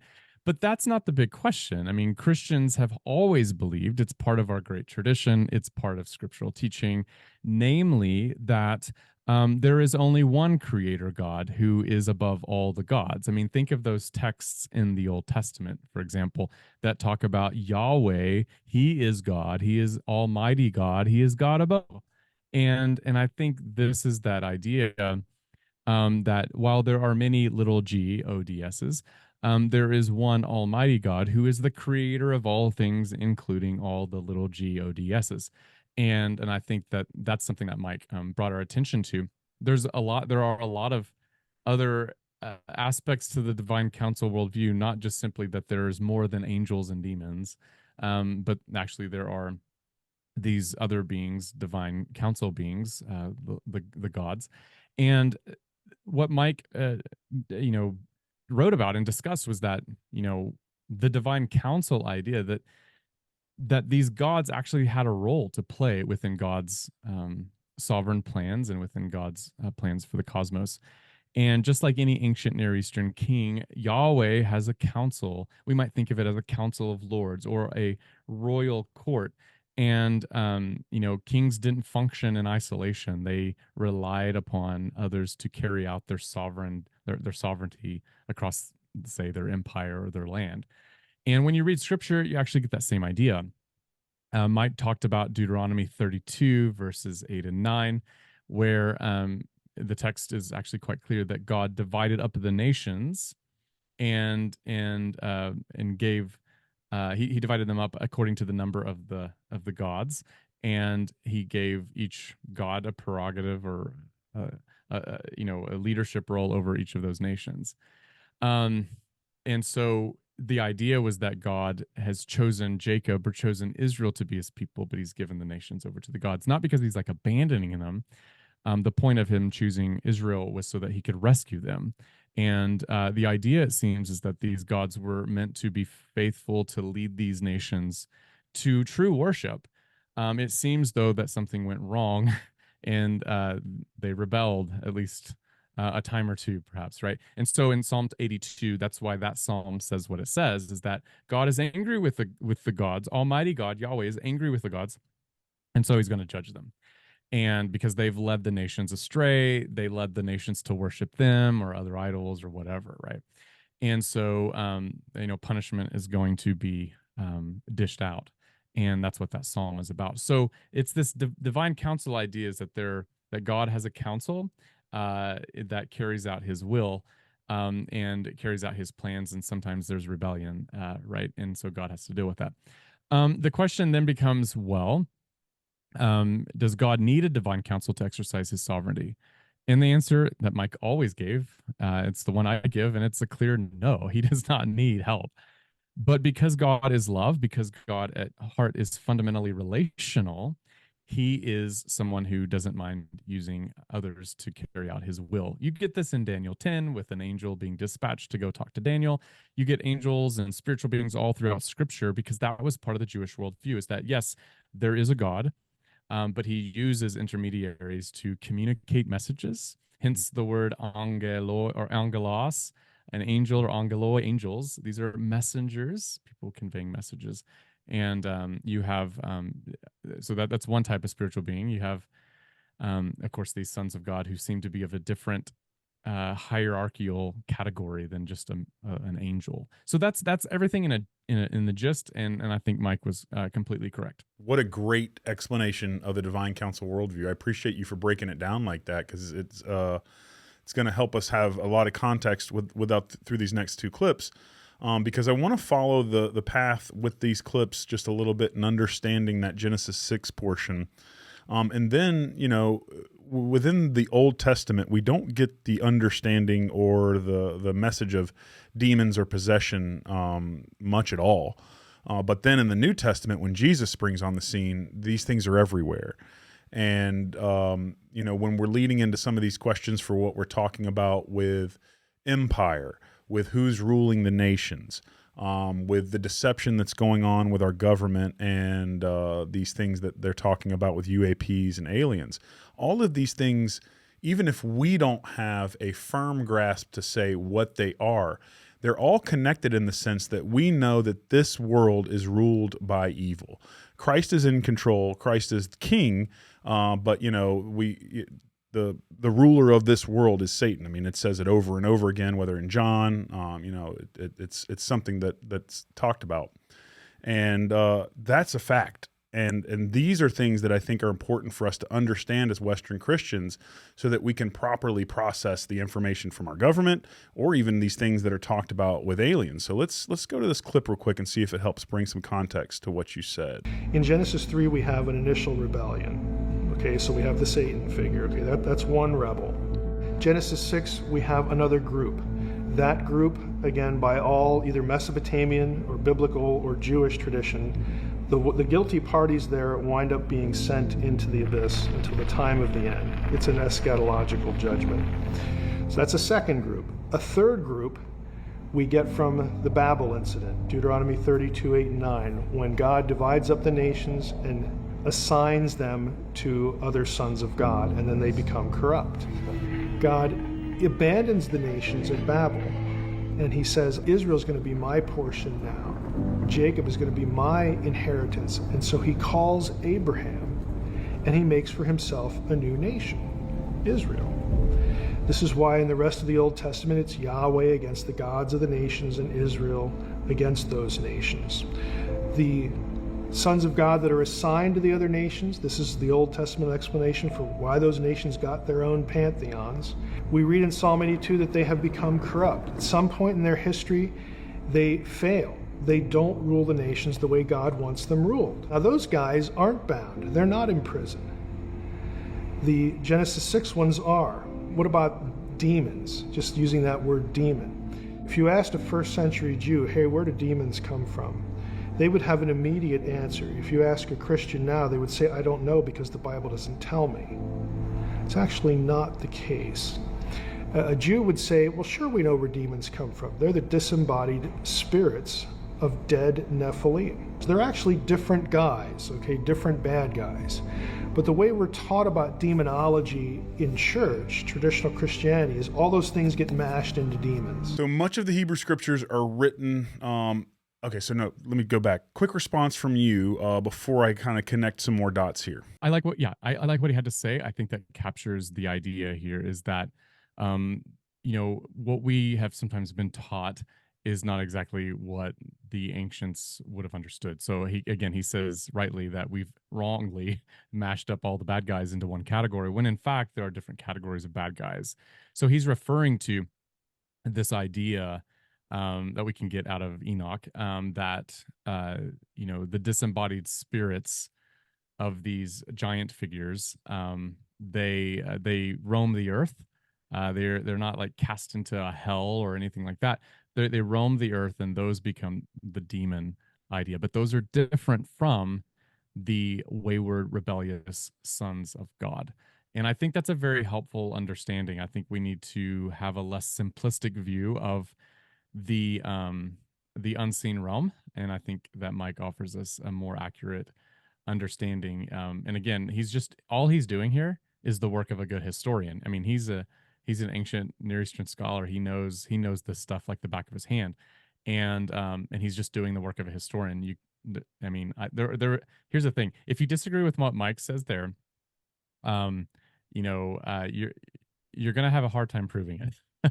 Because the data just pretty much speaks for itself. Yeah. And I love what he always said is like, he says, Mike never had an original thought. And I know that he did. He was a great thinker, but his point of saying that is everything that he put out is historically documented and backed by theological, other papers and other writings. That this wasn't something that he just, pulled out of a barrel. This is something that's there. Well, and he was being far too modest, because I think, he was bridge building. He was taking what's being said in theological academic circles or biblical scholarly circles and disseminating it down to the pew, to the person in the pew.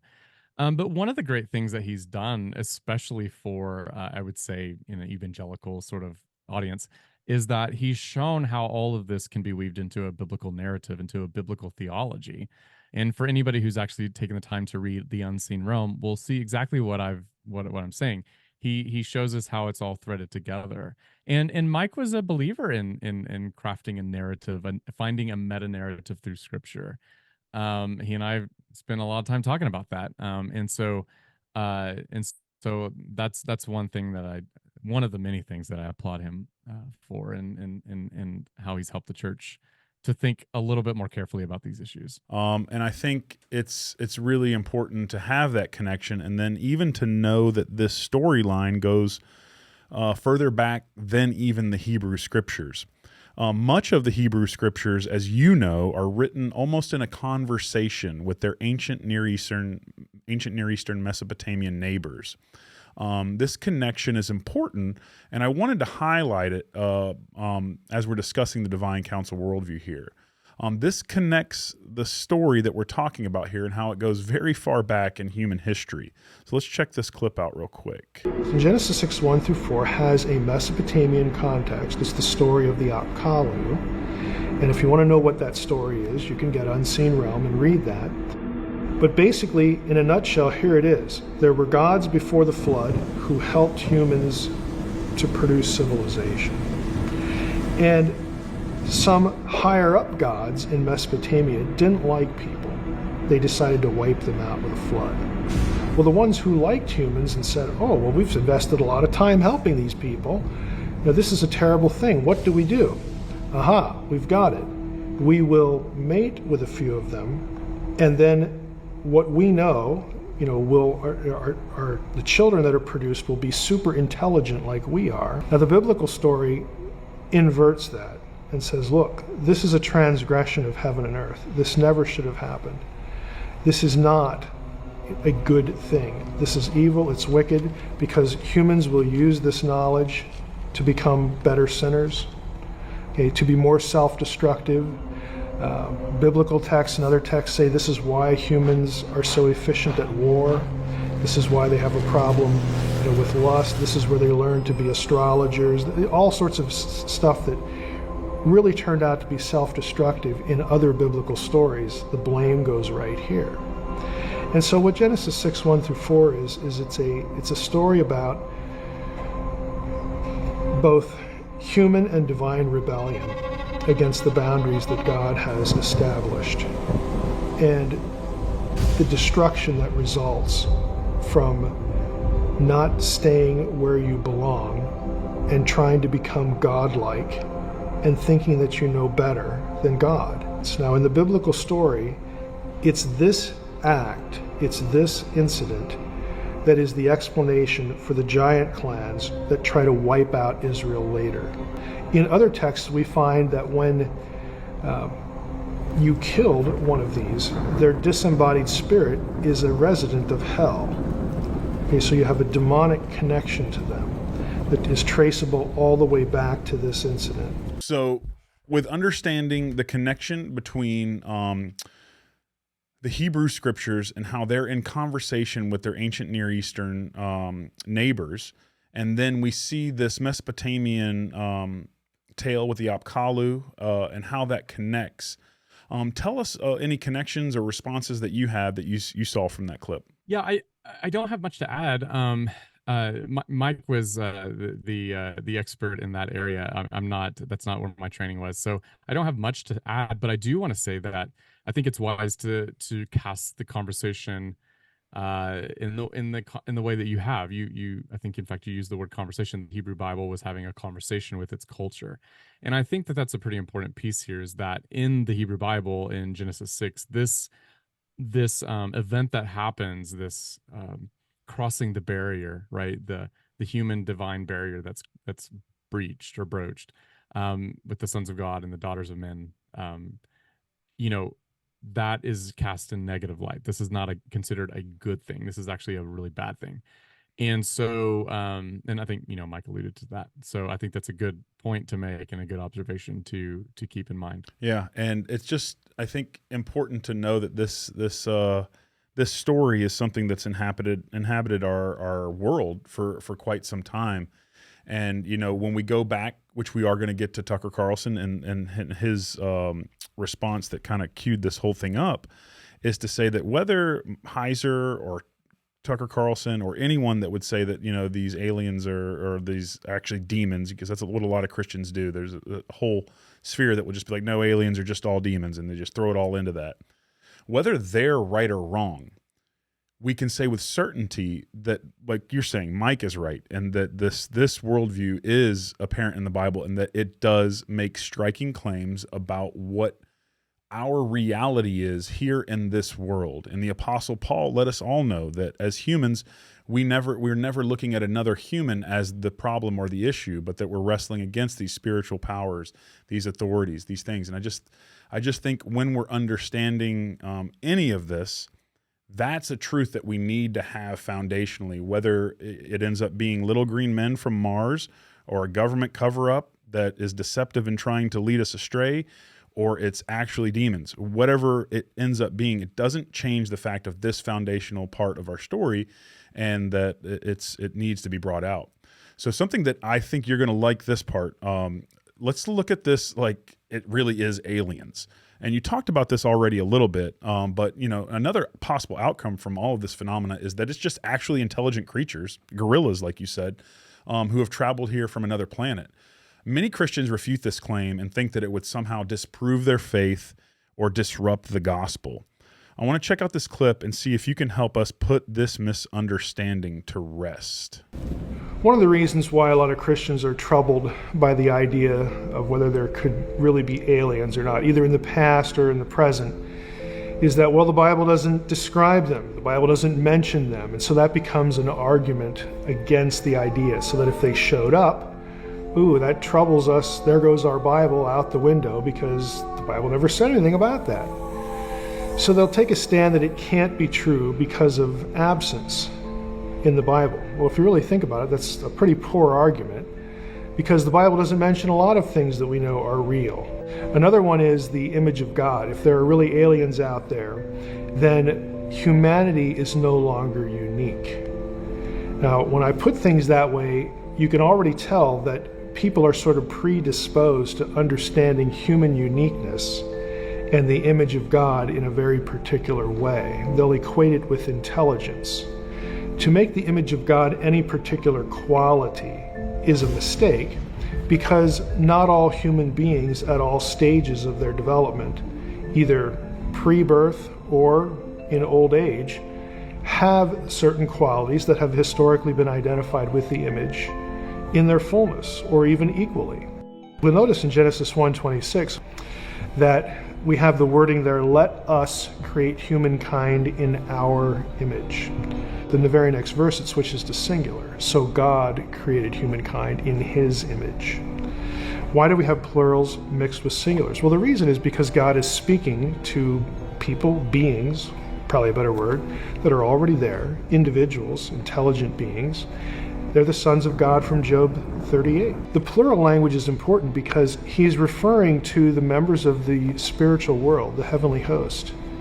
He's bringing them into the conversation about imaging. Let us create humankind in or as our image. The plural's there because somehow God and us and them are connected in some way. And the way we're connected is we image him here, they image him in their world. We have the same creator, and we represent the same being, the same God, the same creator. But only God himself created either of us and the members of the spiritual world. And if you take that perspective, when you say, well, what if there is ET? So what? So what if we have intelligent alien life? That is not what imaging is. If there are extraterrestrials, they're not even in the equation. They're not even in the picture in Genesis 1. They would be created beings in biblical thinking, but they're not imagers. They're not members of the heavenly host. They're not humans. They are just intelligent beings that exist somewhere else that God happened to make. So, when we're talking like this is actual aliens, like it could actually be something from another planet, a gorilla, like you said, help us understand how we don't have to lose our faith if this all turns out to be actual aliens from another planet. Yeah, hypothetically, if there are aliens in existence and we were to come in contact with them, again, I'm not at all suggesting that this is the case, actually. I just have not seen any proof of that. But if it does turn out to be the case, I mean, let's say that, the president comes out on a Friday and says, hey, we found Spock and here he is, and he discloses the reality of a ET presence or whatever. That happens on a Friday. I'll think it's cool on a Saturday and I'll go to church on Sunday. I don't have any problem with that theologically. And I don't think anybody should have a problem with that theologically. Some of the big questions that come up, of course, is one that Mike mentioned in the documentary, namely, well, the Bible doesn't actually say anything about aliens, and therefore they can't exist. This is not true. Or there will be some people who say, oh, this is just some sort of demonic deception or something like that, because the Bible doesn't say anything about aliens. And but again, as Mike says, that there are lots of things that the Bible doesn't talk about, the Bible doesn't give us all truth, right? If you think the Bible speaks truth, that doesn't commit you to believing that the Bible speaks all truth. The Bible doesn't tell us the distance in miles between the earth and the sun, for example, and yet we know that that's some 93 million miles or something like that. So there are lots of truths that we get from other places that don't come from the Bible. So maybe this is one of those truths. Maybe this is something we discover. In fact, I think that would be in the character of God, even because he's given us a mind, he's given us a brain, he's given us curiosity, and he's given us scientific methodology. And, he's very keen on us, it seems, for discovering truth. We discovered that we could go to the moon. We discovered that we can send probes to distant planets. And so, and I think that's just a product of our rationality, which is a gift from God himself. And so, anyway, that's that issue. You do get into other questions, such as the uniqueness. That was something that was brought up. But I find that argument to be completely baseless. I mean, it assumes that in order to be deeply loved by God, that I have to be the only one made by God. I have more than one child and I love them all very much. And I don't need to just have one child to be able to love them maximally. Right. And this is something that theologians discuss often, that God's love is not like a bank account that can be go into a deficit or be empty. No, God is infinite, and therefore his ability to love is infinite. You do get into salvific soteriological questions, namely, what would this mean in terms of salvation? Well, we don't need to assume, here's another assumption. We don't need to assume that aliens need to be redeemed, right? I mean, it could be the case, after all, that aliens are far more morally upright than we are, and that's not going to take a huge imagination to think. And moreover, maybe God doesn't have a plan of redemption for them if they do need to be redeemed. In Christian theology, there doesn't seem to be a consensus at all.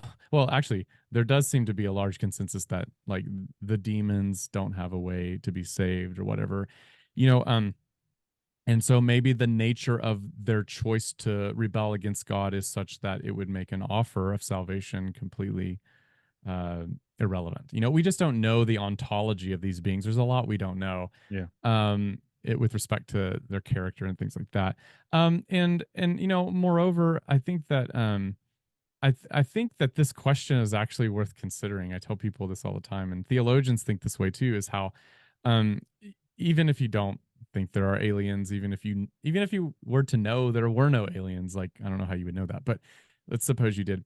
It's still an interesting question to ask of theology. Like I like to ask questions. I love to pick topics apart and dissect them, and it's fun to ask deep questions of our Christian theology because we should not be afraid of that because, if it's true, which I believe it is, if it is true, then it can withstand the question. In fact, it would do more than withstand the question. It would welcome the question because that gives us an opportunity to learn. So I liken Christian theology to, say, a rubber band. Let's stretch it, let's see its strength, because I don't think that there's anything that could stretch it to the point of being breaking, to break. I don't think that it's possible. I don't think because I'm convinced, as I said earlier, that Christianity is true. I don't think you can break the Christian theology, and it's good to get in this habit with our ideologies, is to test them out, to test our ideas, because if we hold ideas that do break, then we need to go find something that is unbreakable. We need that foundation. And so these sorts of questions are really helpful because they help us to see things. And I'll say this definitively. I don't think that if we discover extraterrestrials from whatever planet or whatever, or if we discover a new sort of life form here on Earth, closer to Earth, as John Brennan seemed to have suggested is possible, if we do that, I don't see anything in the Christian tradition. I don't see anything in Christian scripture that would be problematic for that. A good resource on this, I always like to point this out, is my friend Paul Thigpen. He's got a PhD from Emory University. He's a historical theologian. He's worked with the U.S. Catholic bishops and stuff, and he's written a fantastic book on this question, and it's a good read. Whether you're Catholic or Protestant or whatever, what was it's the name? Very helpful. So, yeah, it's called let me think. Extraterrestrial Intelligence and the Catholic Faith. Are we alone with God in the universe? I think is the exact name. His name is Paul Thigpen. Okay. And so, yeah, check it out. Awesome. Yeah, another theologian and author that I love, Joshua Ryan Butler, wrote a book called The Skeletons in God's Closet. And just whatever, without going into the book, it's just the premise that if you're going to have faith in God, you should be able to go up to the closet and explore, because there shouldn't be any skeletons in God's closet. And that it's that exploration of that thought that actually brings you to God himself. And that this, it's even with this moment for what you're talking about, it's like to create room for that reality to happen, that if little green men, from aliens, whatever, are real, it's the same thing for what we're talking about with the divine council worldview or these spiritual beings. I mean, I was brought up in such a way, in such a faith, that these things were never talked about, that when I was first exposed to them by the Bible Project and Dr. Heiser, it was like they were aliens to me. You know what I mean? Spiritual beings and this kind of things, that was alien to me. And then to know that this was, I had to go through that process of what you're talking about, and to know that I can leave that door open and not think that God's going to have something scary in his closet is a really important part to bring out. And I'm glad you did. So now, to connect us all the way back to what we started this conversation, let's go to the second clip from Tucker Carlson and the Joe Rogan interview. He was seeing these flying saucers, these discs that were moving over mountains. Well, right. I mean, the prophet Ezekiel writes about it in the first chapter, Wheels in the Sky. Yeah, that's a crazy one. Boy, when you read it is crazy. If you read it, it's like, oh, wow. Yeah. And A wheel So, within a and not wheel. just, the Hebrew scriptures, like it's all over every. The Vedic texts. Of course. So these are spiritual phenomenon. There's no evidence they're from another planet. I mean, I think that's the that's the lie, that they're from Mars. Look, space, the atmosphere is really well monitored, right? Both for defense reasons, but also because, like, it'd be nice to know when asteroids are coming.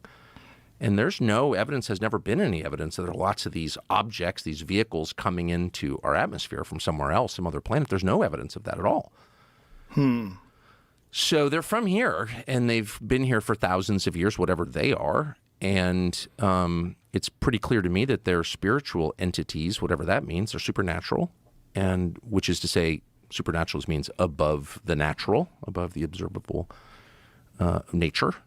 And they don't behave according to the laws of science as measured by people, and they've been here for a long time.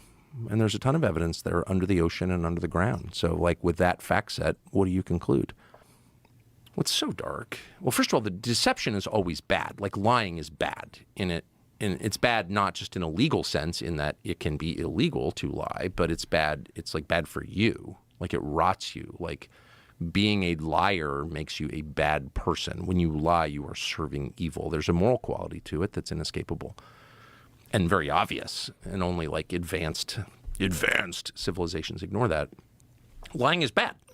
And so if you have lying at scale, which we have on this topic, it's inherently bad. Okay, so that's the first level. The deeper level is so if they're spiritual beings, which I believe they are, like, it's a binary. They're either, you're on team good or team bad. You can assign any name to it you want, but, like, what are these things? Are they good or bad? And I think some of them are bad. And if the U.S. government knows that, or elements, the people within the U.S. government know that, then they're serving a bad force. Okay, now after all that we've discussed and learned, I want to hear your thoughts on Tucker's claims, but also I just want to stop and pause and say and praise God, because in pop culture, in this world that's, Joe Rogan and Tucker Carlson, like, nobody would think that's a Christian conversation ever. These very Christian concepts, these very biblical concepts are being discussed, and whether they are, like, he's, affirming that it's got to be spiritual beings, with this false affirmation, whether they are or not, I think it is wonderful that these things are being talked about on this large of a scale with other people. And that's what really just, like, made my heart flutter as I was listening to it, because I'm like, wow, this thing that's been so interesting and awesome to me, like, God is opening many eyes to this. Because even if Tucker Carlson is wrong for affirming it to be 100% that aliens are spiritual, he's still learning about these very important biblical concepts, and he just shared them with, I think the total's up to like 8 million people now. So now, after all that, tell me what you think about Tucker's claims. Yeah. So, he mentioned Ezekiel here, and of course, I've already gotten into why I don't think that's correct. But this is an example of how sometimes Scripture gets brought into these conversations in such a way that I don't think are helpful. And in fact, I think that if people hear this, which you said like 8 million people have heard this so far, and I think that'll continue to grow, they're gonna probably read Ezekiel in a way that's not only misguided but counterintuitive to what actually is being done here. Because I wouldn't want people to think, oh, this is aliens or UFOs or whatever, and that's kind of problematic. But I am kind of, well, it's not kind of problematic. It is problematic, but I'm kind of confused a little bit with what Tucker is saying here, because he is sure that in his mind that this is a spiritual reality. But my first thought here is, okay, I have multiple thoughts. First, I would ask him, okay, like, what do you mean it? Like, that assumes, are you assuming that this is a phenomenon, like a singular sort of thing? The evidence doesn't suggest that that's the case at all. In fact, a lot of the data supports the opposite idea, that this is a phenomena, plural, like this is multiple different things that may or may not be related. We just don't know. So that assumption raises questions for me. The second thing I would say to him is how do you know? Like, how do you know that this is spiritual? He does say somewhere else in that conversation, he does make mention of the fact that he says, I don't know anything, meaning like he doesn't have like insider information. Now he has talked to people, he said, and whatnot, but he doesn't think he knows the conclusion. So, yeah, I would want more clarification from him on that, because on the one hand, he doesn't know, but on the other hand, he seems pretty confident that this is spiritual. And I would say, well, okay, I would just like to know how you know that, because I've always had this conclusion that, or this idea, well, this working idea that if anybody ever comes out and says they know, what this is, then that's probably not the case, unless I could see some definitive evidence. But this is an example of how things can be said without evidence ever being presented. Like I didn't hear any evidence presented as to why he actually thinks this is the case. And so, and as somebody, and the other thing too is, as someone who, works in the film of, I'm sorry, in the field of religion, theology and whatnot, I, how do I put it? I'm probably extra guarded about this topic because it's kind of my wheelhouse, right? And so when I see it being used in ways that don't seem to support the internal biblical or theological Christian tradition, then I'm like, okay, you probably need to have someone who knows a little bit more about that area before you comment on it. That said, it's a free country. Tucker can believe whatever he wants, but at the same time, I think this is an example that we need to be really careful. The other thing I would say too is I would want more clarification with him about what he means by spiritual, because he seemed to think that spiritual or supernatural is just anything that is above our understanding of the way physics works or whatever. I think that's what he said. We might need to go back and re-listen to that. But if that's the case, then I don't think that that's well founded. I mean, it could be the case that what we know about physics is just elementary, and that as we learn more about the reality of the cosmos, that we'll learn more things about physics. I think that's a pretty good assumption to make, that we'll learn more about physics in the future. And suppose that what is magic today will end up being reality tomorrow, right? And one example of this is before I give my example, let's go back to Tucker here. He seems to think that these things are so fantastic, so weird, so wild that it must be spiritual.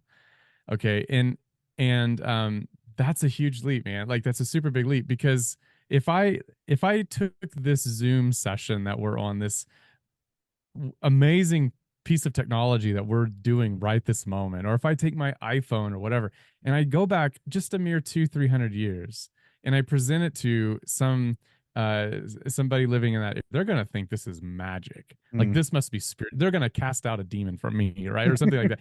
They're going to, because that exists beyond their understanding of physics and the way technology works. And so they would be wrong. Of course, it's not magic. It's not magic at all. It's just simple computational technology or whatever. It's just simple engineering and things like that.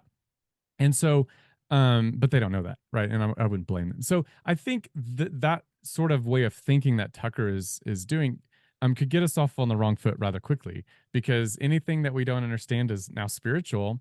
Well, I suspect, and I think it's a really good assumption to make, that in 200 years, there will be technology that if it jumps into a time machine and comes back and visits me in the year 2024, I'm going to be mind blown. Like, what in the world is that thing? That's magic. That's voodoo or whatever. When in fact, it's probably just really good engineering.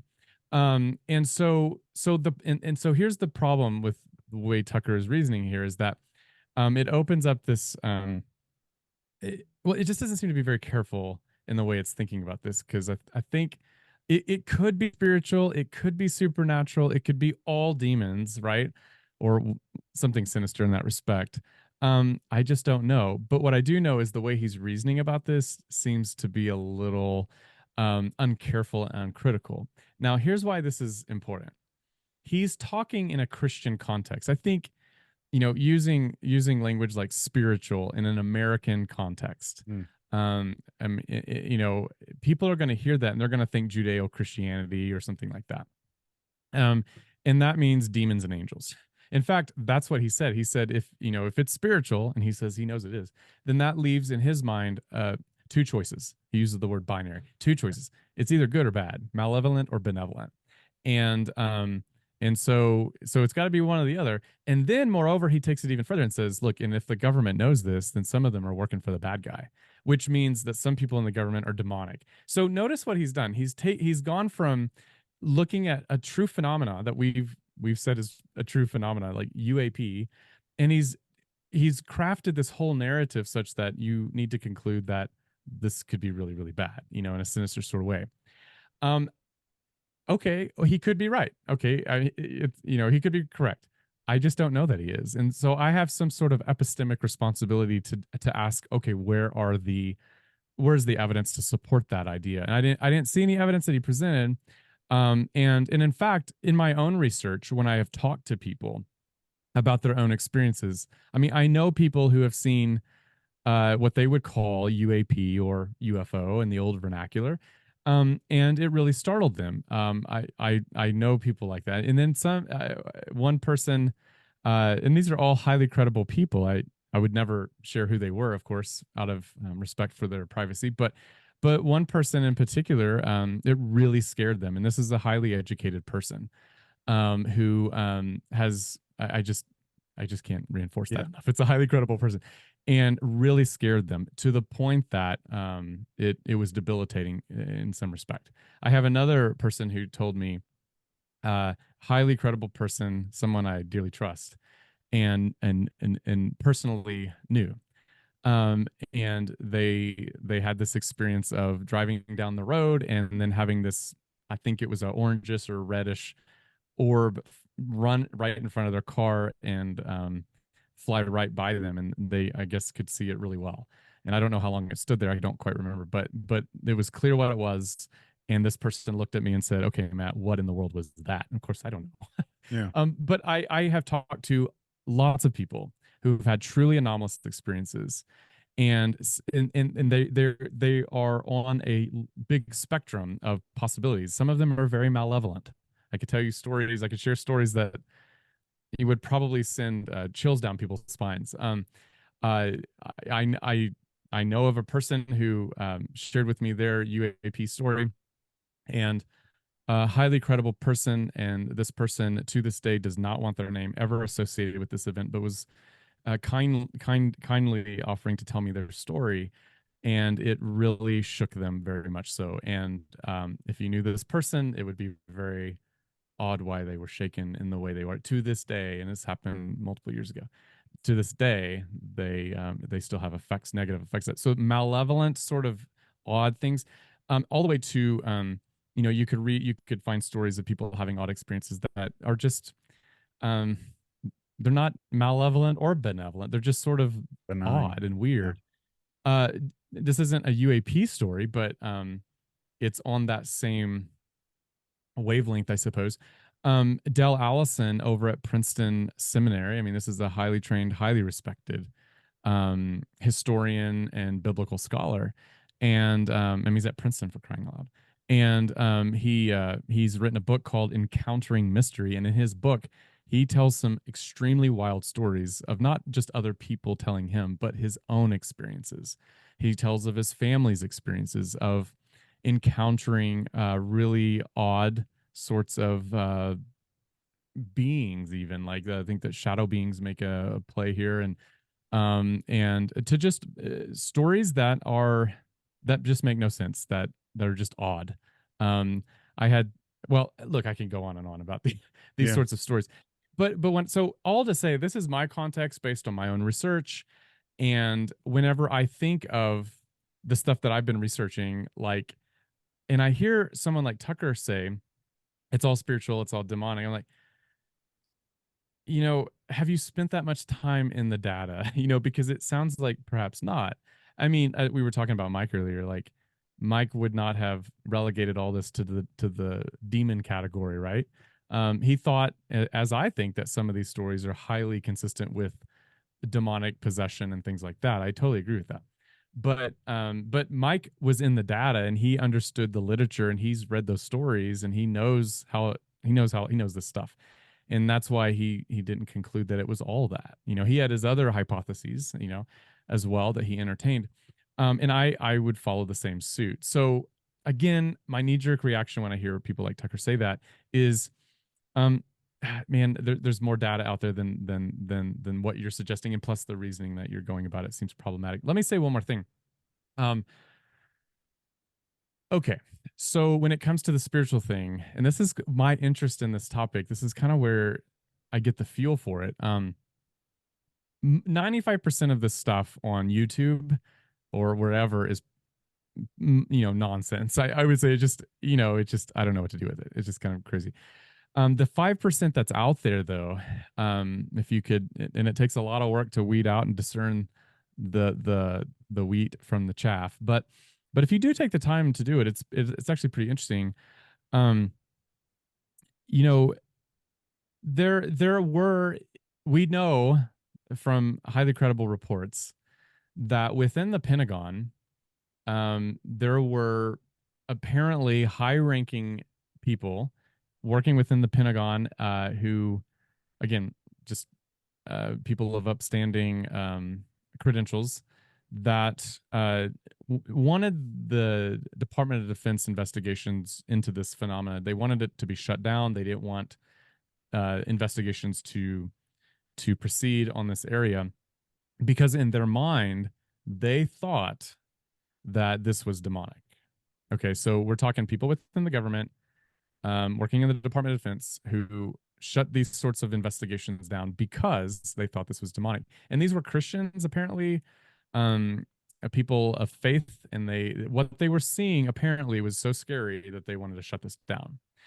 How do I know this? Well, I'm basing this upon the claims of Lou Elizondo. Lou Elizondo has said that this was a problem within the old rank and file. There were religious people who thought this was all demonic. We also get the same report from Senator Harry Reid, the former Senate Majority Leader from Nevada. He's since, unfortunately, he's passed away now, but he relayed the same concern that there were what he called religious fundamentalists who thought this was all demonic. And so my point in bringing this up is that the hypothesis that this is something sinister is not new. Tucker didn't come up with it, but that even early on, this was something that was being floated around within the rank and file of the Pentagon, the older rank and file. Apparently, from what I understand, that mindset as younger blood comes in is not the same. That doesn't seem to be the case. In my opinion, here, and I had written this article, I guess it was last year, and people can go read it. It's at Logos's websites for biblical scholars, theologians, and pastors and things like that. So I wrote this article, and I think it's called I can't remember. I think it's called "What Hath Roswell to Do with Jerusalem?" UAPs and Christianity or whatever. And basically my plea was, hey, if you're a biblical scholar, you're a theologian, you really should be looking into this. You should be writing on this even, or talking about it, especially for confessional theologians, meaning theologians who are Christians, because many biblical scholars and theologians are not Christian, and I think they should still be writing on this too. But especially for confessional theologians and biblical scholars such as myself, we need to be talking about this. Why? Well, because other people are talking about it. Who? Apparently people within the Pentagon. If Senator Harry Reid is telling the truth, and I think he is. And why should we be talking about this as theologians and biblical scholars? Why? Well, it's actually quite simple, is because when you have a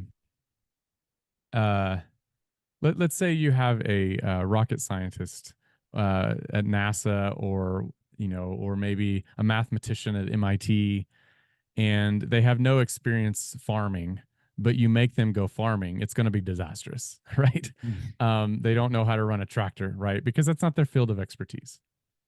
And so people at the Pentagon, if their field of expertise is not the ancient literature that knows where even demons come from, right? According to ancient texts and stuff, then they're probably going to make some mistakes along the way. They're going to misrepresent scripture. They're going, not intentionally, I think in good faith they would make these mistakes, but nonetheless mistakes would be made. And as someone who's actually interested in representing Christianity well and faithfully, and thinking carefully about this. I don't want my faith misrepresented, and that's why I think theologians and biblical scholars need to be in on this conversation, because we can help put the guardrails up and say, okay, here's what we can say about demons. Here's what we cannot say about demons.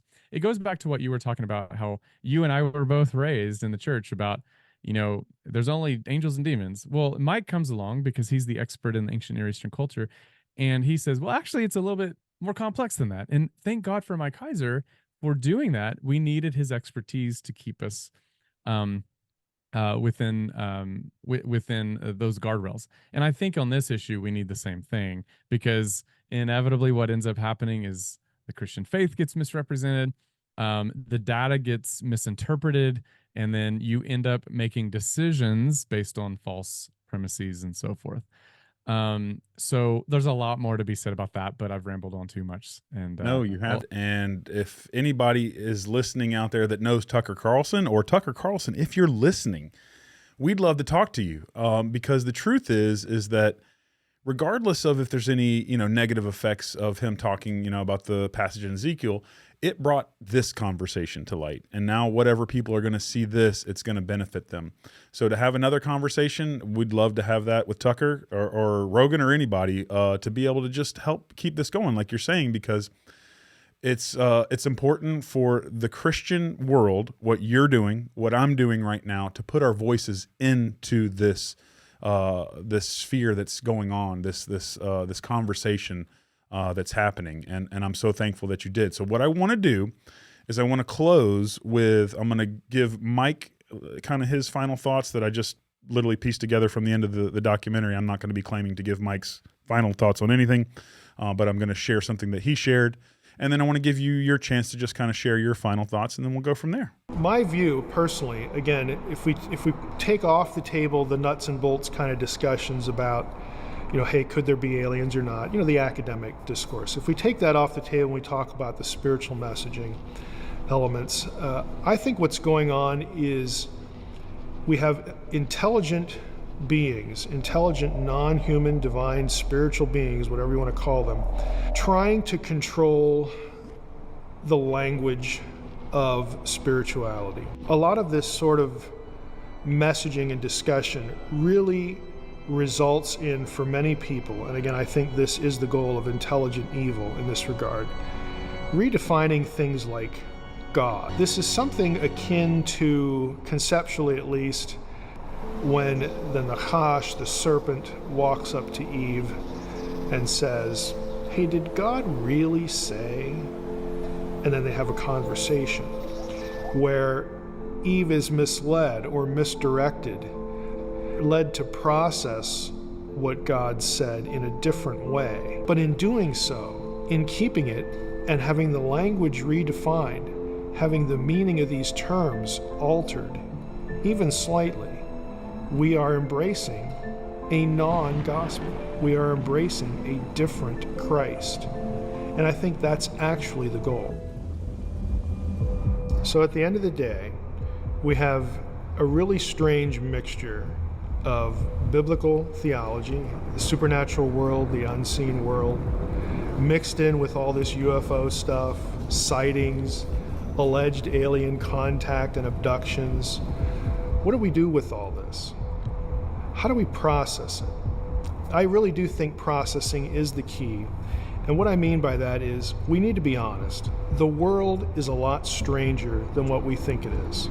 There are a lot of people who just go through life thinking everything is nailed down. We've been given every answer by science, or we will be given that answer by science. There are no anomalies. There's nothing really strange that transcends the physical world. We know that isn't true. There is a spiritual world. So what we need to do is be honest. The world is a strange place. There's a lot more going on than we might think. We need to just embrace that idea and then try to process what it is that people experience, what they see, in an honest way.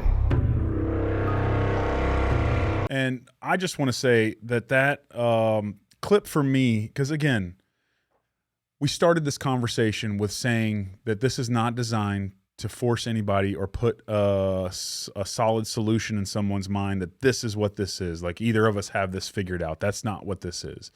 But I do think also at the end of the day, it's okay to say what your take on it is. You know what I mean? Say, in my opinion, or this is just what I think. And that's where these, fun conversations can come in to between people like us and really just share how they feel. And personally, I do see that side of it. That's why I asked you on, because I felt like you're going to help balance me out, and you have done a beautiful job of that, because I'm quick to go to that side. Before my Divine Council worldview exposure, I was like, aliens are real, and there's other life on other planets, and there's no way you can disprove that. And then now when I kind of came into this world, it was like so easy for me to just put the demonic side in the alien, that portion. And I need voices like yours, and we all need voices like yours and Heiser's, and not that they're in combatants with each other, but just the different voices that help balance us out, because I do see that nefarious side, at least from our government's release of information, the deception that's involved with it, the lack of compassion or empathy for actual human life or what's going on with that.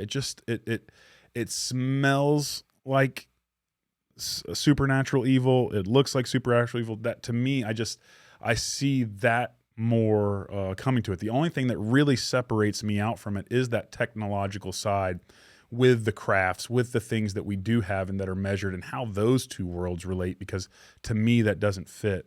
But either way, that's where I'm at right now, currently, just kind of digesting it all, and I'm thankful that I've had you here to help balance that out. So to that point, give me your take. If you're like, hey, somebody just wants, you're sitting on the side of the road, a coffee shop, and what's your take?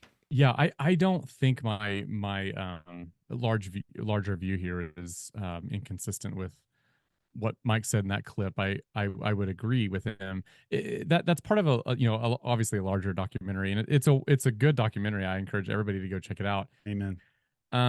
But it does highlight, Mike's view on the broader issue, and he does leave open, just as that clip says, or showed rather, that he thinks that there was could be a spiritual element here, and because of those parallels we mentioned earlier. Elsewhere in that documentary, he talks about Roswell, and his interpretation, as I understand it from that documentary, is that that wasn't necessarily spiritual, like a demonic sort of thing, but this was actually pretty nefarious government, really bad things that they were doing with children. Yeah. Just leave it at that. And so, and those rumors have been going around for quite a while too. And so I just highlight that to say that Mike didn't think all UFO reports were spiritual, right? That's all I'm saying. Like, there could have been prosaic, albeit rather bad, evil, other options to understand, though, like Roswell, if he's right about Roswell. But that was, he has a very eclectic sort of view about things. But when it does come to these encounters that, give us really bad messaging, right? That say there is no God, or you are God, or you're all God, or something like that. Really kind of new agey sort of messages. If I had an experience with something that appeared to be a non-human intelligence that went around saying those sorts of things, my first thought would be, even if they looked alien, my first thought would be, oh, this could very well be like something very demonic or sinister, spiritual, that kind of thing. That would be my first thought, and I don't think that would be unreasonable. I do, though, even in those cases, I think it's very important that we think very carefully and critically. And here's what I mean. Let's suppose that, again, it's a Friday evening or afternoon, and the president comes on TV and says, hey, come meet our galactic neighbors. Here they are. They've been with us for a while. We couldn't tell you because A, B, and C reasons, but now we can. Here they are. Shake hands. And they claim to be from a distant planet, or perhaps they claim to have always lived here and just secretly, maybe in the ocean or something. And they come out and say, guys, we just want to tell you that religion, it's not true. Like, there's no God. That's sort of a myth that we kind of gave you, or, they come up with some silly story.